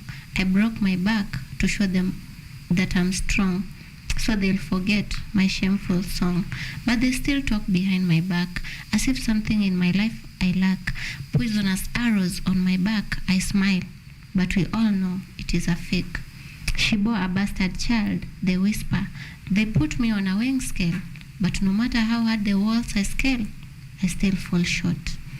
To maintain a state of nonchalance, I try, but in the dark of night, I cry. After all these years, after all these tears, I sought out to grace the walls of fame, but my name is stuck on the wall of shame. I don't know who to blame, for I am ashamed of the girl I became. Wow, and yeah, it is a beautiful mess. It's screaming the title all over the place. I like it. You did a book launch. Now that we are going into Dreams and Demons, and in that process of launching, of publicizing, what are some of the things that you feel you picked from publishing A Beautiful Mess that have really come in handy in making Dreams and Demons a bit easier? In terms of launched, people that you got, now contacts like Anyango, like Winnie that you got from there, what do you feel has become easier or became easier in publishing Dreams and Demons? I think it was easier now publishing Dreams and Demons because I knew what I was getting into. You know, with the Beautiful Mess, I thought that I'll just edit, I'll just get a cover, and then it's done. Yes. But then you realize that even to get this cover done, like the design, it has to be something original, because you can publish something, yeah, and then someone comes out to say that it is theirs, you know, and now you're stuck in a legal war. Yeah, and you have to learn that you need to copyright your work, you need ISBN, you need so many things. With Dreams and Demons, I knew what I was getting into. Yes. When Winnie is surprised that she needs an ISBN, yes, I know what that is. Like when she's wondering what a layout is, I know what a layout is. What a layout is. So it became even easier for the team because you already had gone through this process once. Yeah. Okay, I like that. Let's talk matters of launch. When are we launching Dreams and Demons? When is the launch happening? Next Saturday, actually, 28th. Yes. Yeah. 28th. When, where, what do we need? Alliance Française, the library of the Alliance Française library. Next Saturday from 2 p.m. Yeah, so our theme is black and gold. Yes. So in black and gold at the Alliance, guys, ladies and gentlemen, from 2 p.m. That is next Saturday. From 2 p.m. at the Alliance, black and gold. You got it. You're going to go and have an amazing, amazing time. How much is the book going for, and what do you look forward to? The people coming there, what do you want them to take home? The book goes for 1,000 Kenyan shillings. You can get it from the launch. Yeah. You can pre-order now, get it then. Yes. You can order it be delivered. You can order at Nuria store as well. You asked what we expect from the guys. Yes.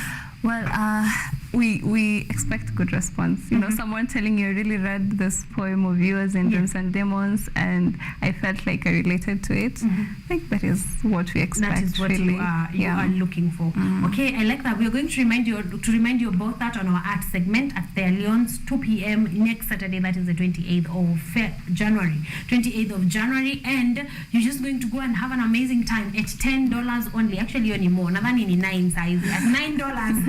You're going to be having yourself a book, Dreams and Demons, and you're going to enjoy each and every part of it. I want us to close as we talk about 2023. Of course, there's this book launch, but this is January, so we have a long year to go. So what are we expecting from Scholar? What are we expecting from Winnie for the rest of the year? I think in 2023, okay, I don't have plans yet, but of course I have the Dreams and Demons book launch. Yes. And then I think around March, we have the Kendeka book launch. Kendeka is a competition for short stories where writers all over Africa get to submit their short stories. Then they select the best stories. Are published in an anthology. Yeah, actually I won last year. Yeah. So there is that. Congratulations. Yeah. Yes. But I am keeping my mind open. Yes. Yeah, because you don't know what the universe will bring. Exactly. So you are open for whatever surprise it will give you. Winnie, what are we expecting? I think Beautiful Mess gave birth to Dreams and Demons. So let's wait for what Dreams and Demons will give birth to. Exactly. Yeah. Wow. I like her. They guys are so easy cruising through life like hakuna nothing much. Yeah. I like it. I want you to shout out your team and of course your fans. So kila mtu, I know kina Emily Anyango, I know you. If you don't say hello to them, mtaenda kupigwa. So just give them a shout out, and a shout out to you, of course, number one fans. I have just become one of them today because I am loving your work. But just a shout out from you to them, and of course encourage people to come at the Alliance to get a copy and even go through Dreams and Demons pamoja. Okay. Yes, where do we start, Winnie? Oh my God, there's so many. Well, to all fans, yes. Thank you so much for the support, and we're looking forward to seeing you at Dreams and Demons launch on 28th at Alliance Française Library starting 2 p.m. Copy goes for 1,000 Kenyan shillings, and you're all welcome. Thank you. Thank you so much. Yes, Scholar. Shout out to the people who believed in me before I even believed in myself. Yeah, and to my parents who have supported me all this while, you know, even when I didn't believe in myself. My mom and dad could always say, you know, you can do it, you got this. Yeah, and to the people who read my work and they connect with it, and they, you know, we write because of our readers. True. If we didn't have anyone reading our work, connecting with our work, we would not be writing, right you now. know. And I want to encourage those people who do not read poetry. You know, some people have this phobia of, you know, the poetry which you used to study in high school back then, you know, something they don't connect with, something so unemotional, you know. We encourage you to read poetry, you know, what new poets are doing. Yeah, you'll find that you would like it. Exactly. Wow, thank you so much. I hope that the hope of the whole of this interview, the whole of this book launch is to get people reading poetry, to get people going to poetry places, getting people to get to listen to poets that are actually releasing amazing, beautiful work, going to events, buying such books, because there are amazing writers out there that just need you to just get a glance of their work and you will love it. Finally, social media handles as we close. Winnie Madoro. Yes. I changed Facebook, Kazu Madoro. Instagram, Kazu Madoro. Yeah, Winnie Madoro everywhere. Winnie Madoro everywhere. Scholar?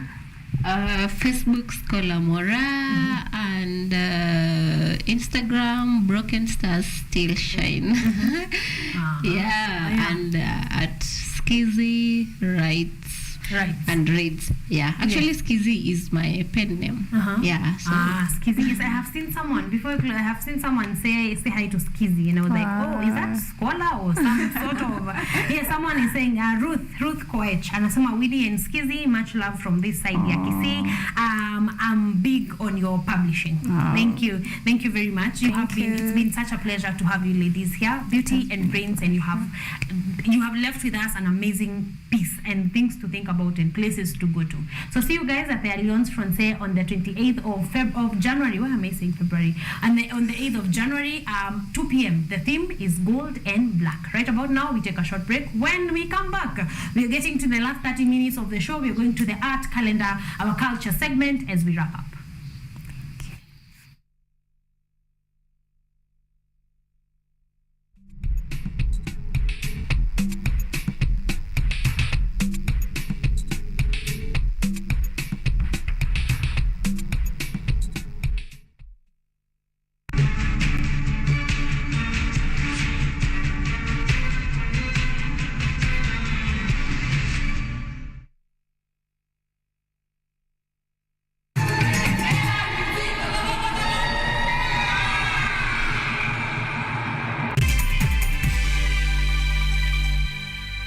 Vera Beauty and Fashion College is focused on being the leading technical and vocational training institute in the region. Our team possesses in-depth knowledge and extensive experience in the industry, offering thorough training in cosmetology, hairdressing, interior design, creative arts, training of trainers, nail technology, and fashion design. With branches in Nairobi, Thika, Meru, Eldoret, and now in Mombasa, our courses ensure that learners are completely equipped with knowledge, competency, and employability skills.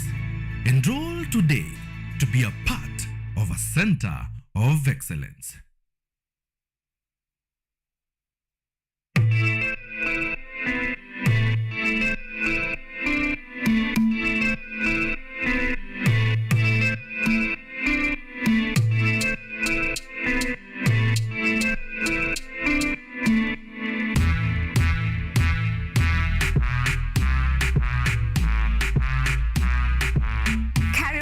To the Church O'Clock Show. I'm your host, Esther Becky. And my name is DJ Teros. We start you off with a word of prayer and get you started with a live transformational worship experience. And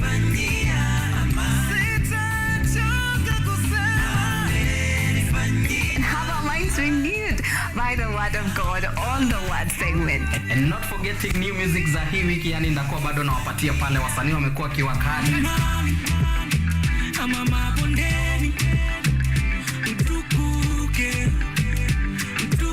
So make sure manzo umetune in because zitakuwa zina flow pia pale mixes kwa wingi, yani zitakuwa zina come through, and pia performance yani from our gospel artist hapa on Gospel Art from 7 to 10 a.m. only on KUTV.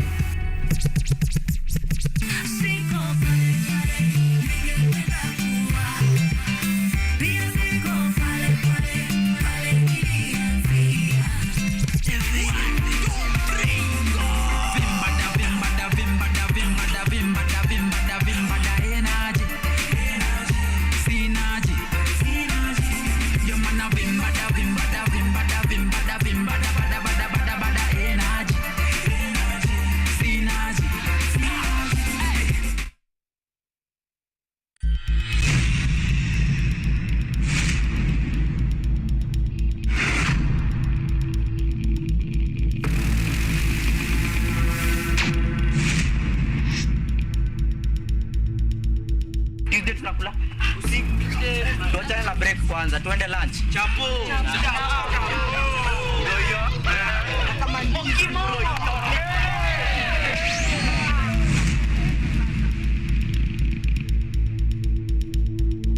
Rasha piga shada kuna giza siki nice to nice weke story kata maji pia shada liko nasio nikosa msupo si stress kama rende kisha basi nipe najua ni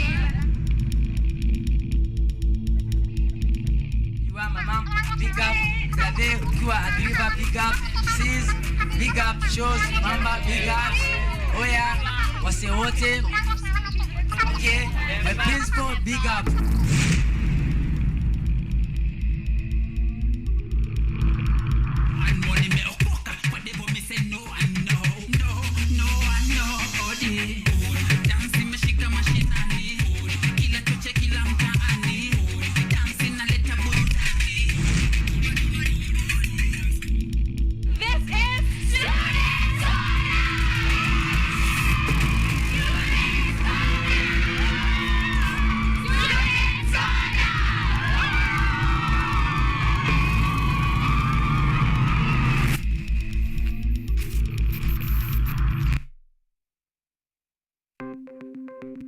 Maelfu na maelfu ya wahamiaji wakiwa na watoto kutoka nchi za Amerika ya Kati wanaendelea kuwasili kwenye mpaka kati ya Marekani na Mexico. But folks, I'm going. Thank you very, very much. I appreciate it. Thank you. Ni habari kutoka pembe zote duniani.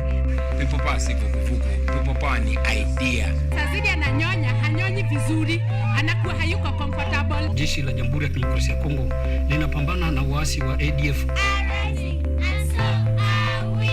Kwa sasa wanatoa wito kwa mashirika, makampuni na vile vituo vya uchukuzi. Mambo mengi yatakwenda kama yalivyopangwa. Hapa ni kuna mmoja wa viongozi wa chama cha wavuvi katika eneo hili. Zaidi tunajaribu kuwapa chanjo ili ina boost ama inanyanyua kinga ya mwili, ndio inaenda kupelekea kupambana na virusi. Ni Duniani Leo, Jumatatu mpaka Ijumaa, moja kwa moja kutoka VOA Swahili, Washington DC.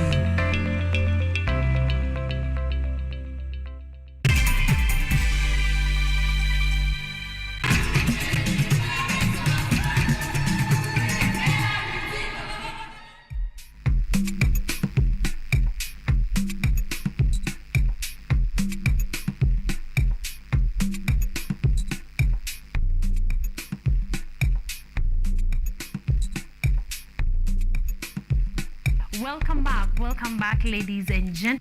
Hope that you have had a fantastic time on our second launch of the day. I have won myself, and of course, Art and Culture Monday, 2 books, Dreams and Demons, and that is going to be going down at the Alliance Francaise on the 28th of January from 2 p.m. And also, there's one of the authors, Scholastica Mora, has also written another beautiful book called Beautiful Mess, and both of them are just going for 1,000 Kenya shillings, 1,000 bob peke yake, and you will grab a copy of amazing poems written raw, beautifully put by amazing and brilliant young ladies. So I hope that you have enjoyed that particular interview, that you have taken home a thing or two, and if you are around, please come on the 28th of January and enjoy an amazing book launch, get to meet these authors, and of course have an enjoyable time while you are at it. All right, thank you so much for also your feedback on them. Ata mimi, I am taken aback. Okay, thank you so much for joining us. Of course, we are talking careers in the art industry, and this is another one, because if you put together a book like this and you can sell it for 1,000 Kenya shillings, as many copies as you can, that is income, ain't it? So you can go ahead and order yourself a book, or if you're thinking about writing, if you are a poet, you have thousands, hundreds of poems that you have been meaning to put together, reach out to Scholastica Mora or reach out to Winnie, and they will show you the way, because they have been through that way. This can also be a very great opportunity for your career. All right, we are moving on to our art segment. We are moving on to our art segment of Art and Culture Monday, to our culture segment of Art and Culture Monday. we are intending to do this more often because the show is called Art and Culture. So we want to see our culture as much as we are hosting wasanii kama Kenny G. Of course, they are representing our culture to the depth. We also want to know a thing or two. There is a lot of culture just here in Kenya, in Africa in general. There's a lot of culture that is left unexplored. So we want to do that right about now. So today, for our culture segment, we want to look at the Yoruba people. Yes, I know if I tell you about their music, you will know them better, but let's start from the top. The Yoruba people are a West African ethnic group that mainly inhabits Nigeria, Benin, and Togo. Yes, the areas of these countries primarily inhabited by the Yoruba, referred to as Yoruba land. The Yoruba constitute more than 50 million people in Africa. So if you were to bring the Yoruba people to Kenya, they would be more than we are. Are we headed up there? Have we gotten to 50 million? So sisi na Yoruba people, one side. Okay? So that is intriguing because that means they are a whole country, and actually they are more than the population of most African countries. So now that is one community, ladies and gentlemen. So million people in Africa.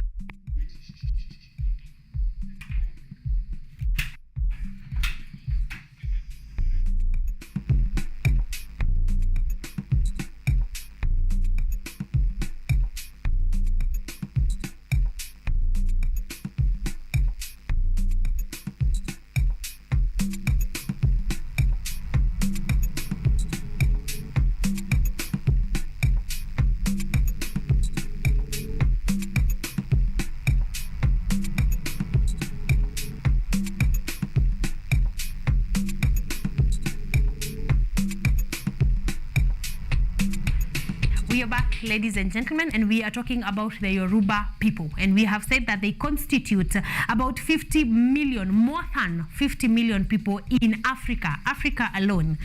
Also, there are over 1 million outside the continent. Yes, so just in Africa, we are 50 million plus. Then there are over 1 million Yoruba people outside the continent of Africa, and they are further representation among members of the African diaspora. Like, they are everywhere. The vast majority of the Yoruba population is today within the country of Nigeria, where they make up about 21% of the country's population, according to CIA estimations of 2022. So this one makes them one of the largest ethnic groups in Africa. Most Yoruba people speak the Yoruba language, which is the Niger-Congo language, with the largest number of the natives in Nigeria. So like they are such a massive group, ladies and gentlemen, we cannot afford to ignore the Yoruba people because they are such a huge and massive group. And we are going to go through a number of Yoruba people, renowned Yoruba people, so that you can know actually they are out here making moves. They are out here making moves and just representing their community because they are very, very many. We want to move on. We want to move on to Kinanani Yoruba people that you did not know about. So, like we have said, the total population of the Yoruba community is estimated to about 50 million people worldwide. So, let's see this. World stars who are from the Yoruba community. Wanaanza kule kitambo.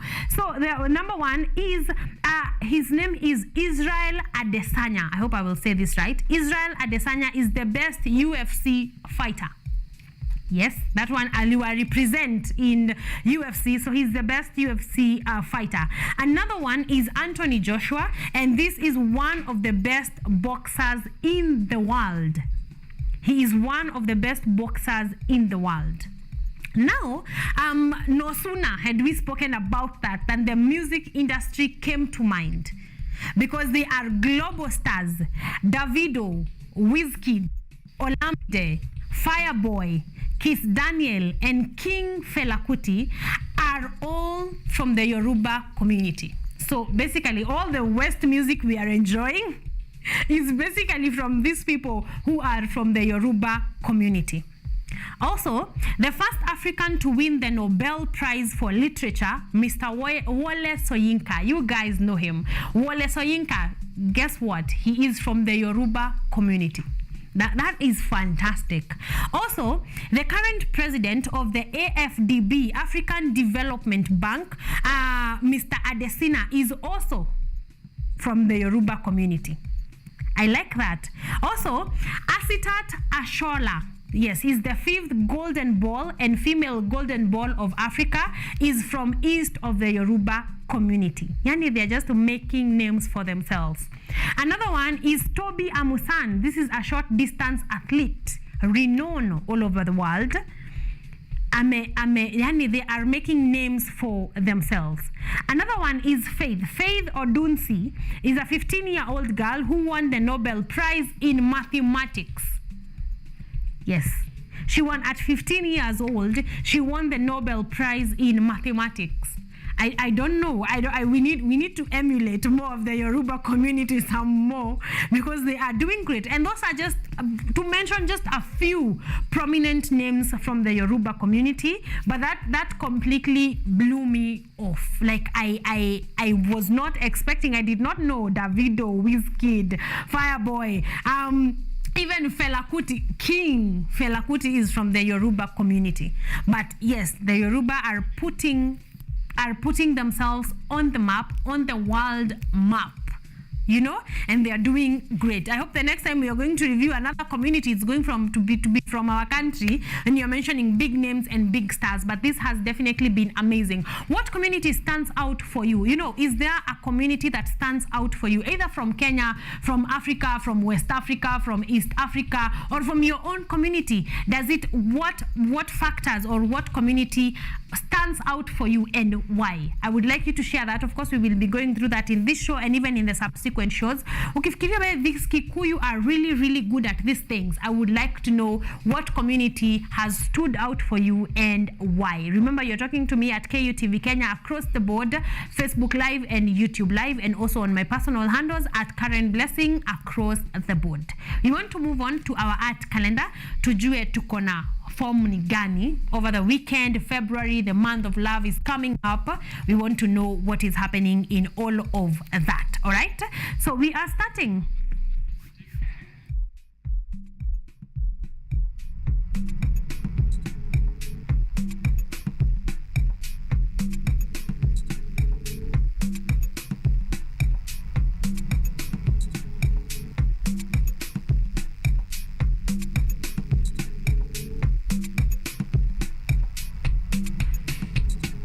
We have come fun part of Art and Culture Monday, the fun outside Art and Culture Monday that we still branch off from here. We are starting from the first mass. This is Upgrade Poetry presenting the first mass. This is, of course, starring Priest the Poet and Koni Muziki, as well as Benea, as well as Look It Art. Look It Art. They are presenting the first mass. The first mass is going to be going down on the 29th of January, the year 2023. Of course, this is going to be next Sunday. Venue is at Agora, Nakuru, opposite Crater Montessori at 3 p.m. Okay? The tickets are available at just 200 bob. 200 bob peke yake. Ukikaribia screen yako hapo, you will see a pay bill number, an account number, and a contact number that you can call for more information. So for directions, where to get the tickets, they have left their contact there, which I think is a really nice touch to that poster. So go on the 29th of January, kuna form ya the first mass. Okay? Yes, let's move on. Moving on to our second art calendar is we are moving to the Merchants of the Iron Snake.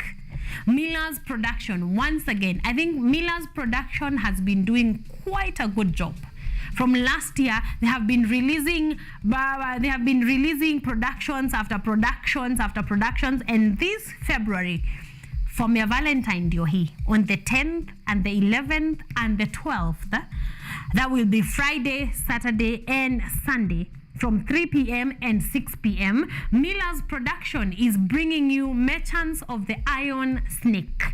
This is a play written by Xavier Nato. Xavier Nato, and it will be going on at the Kenya National Theatre, Ukumbi Mdogo. The tickets are up and going right about now. Early bird tickets are going for 800 shillings. Single tickets are going for 1,000 bob. Group tickets are going for 1,200 shillings. Couple tickets are going for 1,800 bob. 1,200 shillings, sorry, is at the gate. You are paying early bird tickets at 800 bob, single tickets at 1,000 bob. At the gate, you're going to get it at 1,200 shillings. A group of 5 is paying 4,000 shillings. So you can get your tickets, of course, at Tico Hub, www.ticohub.co.ke. Just look for the Merchants of the Snake Iron, and you're going to be getting your tickets right about then. So Sunday tickets, when they will be wrapping up, Sunday tickets will be going for 1,200 shillings, so it's good to note, all right? So that is from Miller's Production, who are not letting us down, and I like the way their year has started. Definitely looking forward to that one. Moving on, GK is bringing to you Matarania. This is a philosopher, or Matarania will be going down as a philosopher walks into a bar. So you can be sure there's a lot going down, and as Kenny G explained to us, there's going to be music, there's going to be poetry, there is going to be fun that has been put together by masterminds just for you. So Matarania is going to be going down at the Kenya National Theatre from the 18th of February, on the 18th of February, and the tickets are just 1,000 bob at the gate and 750 for advanced tickets. All right, there's a till number right there. Time is 6 p.m. to 8 p.m. You're going to be loving Matarania with Timo GK and Kenny G. They are going to be giving you an amazing time for that one. All right, moving on, we are moving on to a gift of giving, White Cane Drive. This is gifting a child with a white cane to empower their independent mobility. This is a movement that is for kids or children with visual disabilities. So you can be able to give them a white cane, and it acts as a guide. You see the way someone needs their hand held, directed. When they have a white cane, they will not need all that. They will be able to move from point A to point B very independently, all right? So the gift on the Saturday, February 18th, February 2023, on the 18th of February, that is Saturday, from 9 a.m. all the way to 4 p.m. This is going to be going down at the Thika Primary School for the visually impaired. Okay, at Thika Primary School for the visually impaired. And you will not be able to attend. Is a till number right there. There is a contact information that you can call, and you can be able to donate. So it's not a must that you get there, but if you are able, kindly go on for the drive, all right? And you're going to have a fantastic time at the White Cane. Also, from Writers of Dreams and Demons, this book will be launched on the 28th of January, this Saturday, at the Alliance Française Library from 2 p.m. on Saturday, and their theme is gold and black. Okay, so go there, go to the Alliance, get an amazing book launch, get to meet these authors that have put this book together, and you're going to be having a fantastic time together with them. The book is selling only for 1,000 Kenya shillings. So beba tu tao yako, kimbia Alliance, and you're going to be having a fantastic time. To close this chapter, of course, is from our discussion of the day. We were talking about the career opportunities that are available in the art industry, and we have gone through a number of them. And to help you even further, and this is actually just not for art students, Kenyatta University is presenting Career Week. Career Week is going to be going down from the 28th of January to the 3rd of Feb. Okay?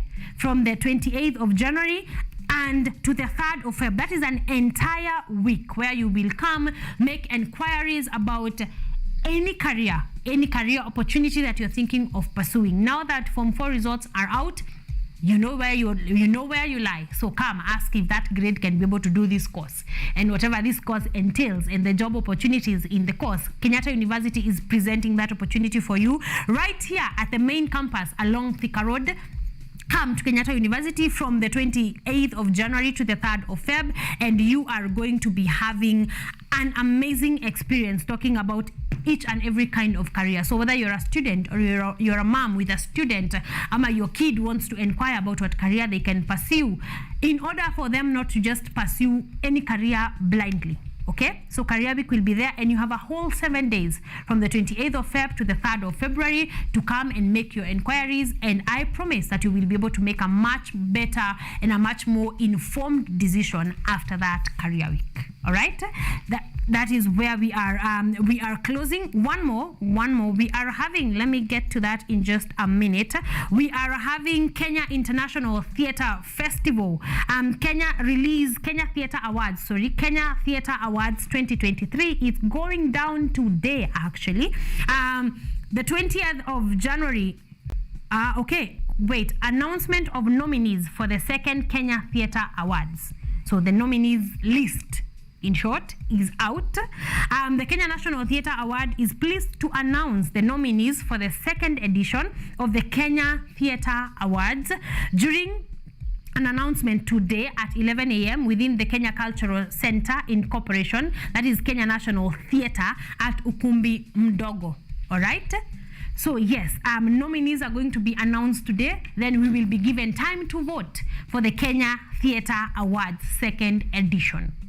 All right, we are going to be getting to that in just a bit, so feel free, all you amazing talents that you think are amazing in theater, we are going to keep you posted, keep you updated to know who to vote for, when, and definitely when the awards will be. Okay, when the awards will be awarded or given, we are going to be keeping you updated, but the nominees are being announced today at 11 a.m.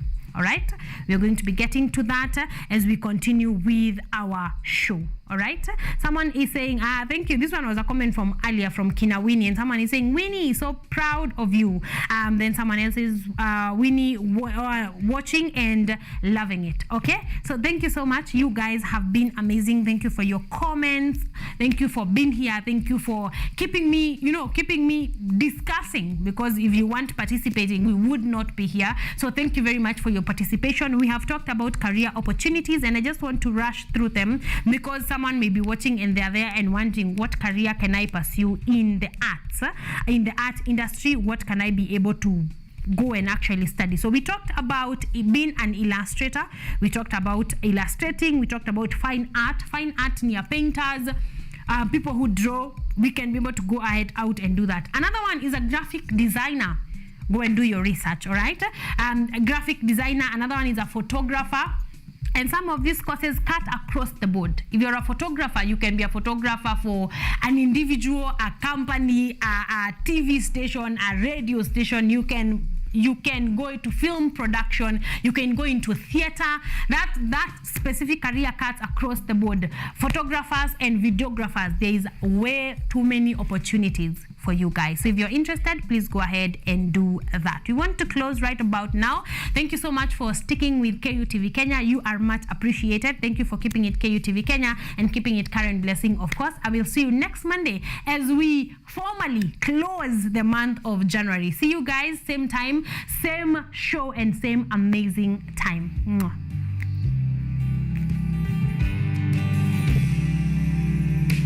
There's a quarantine outside.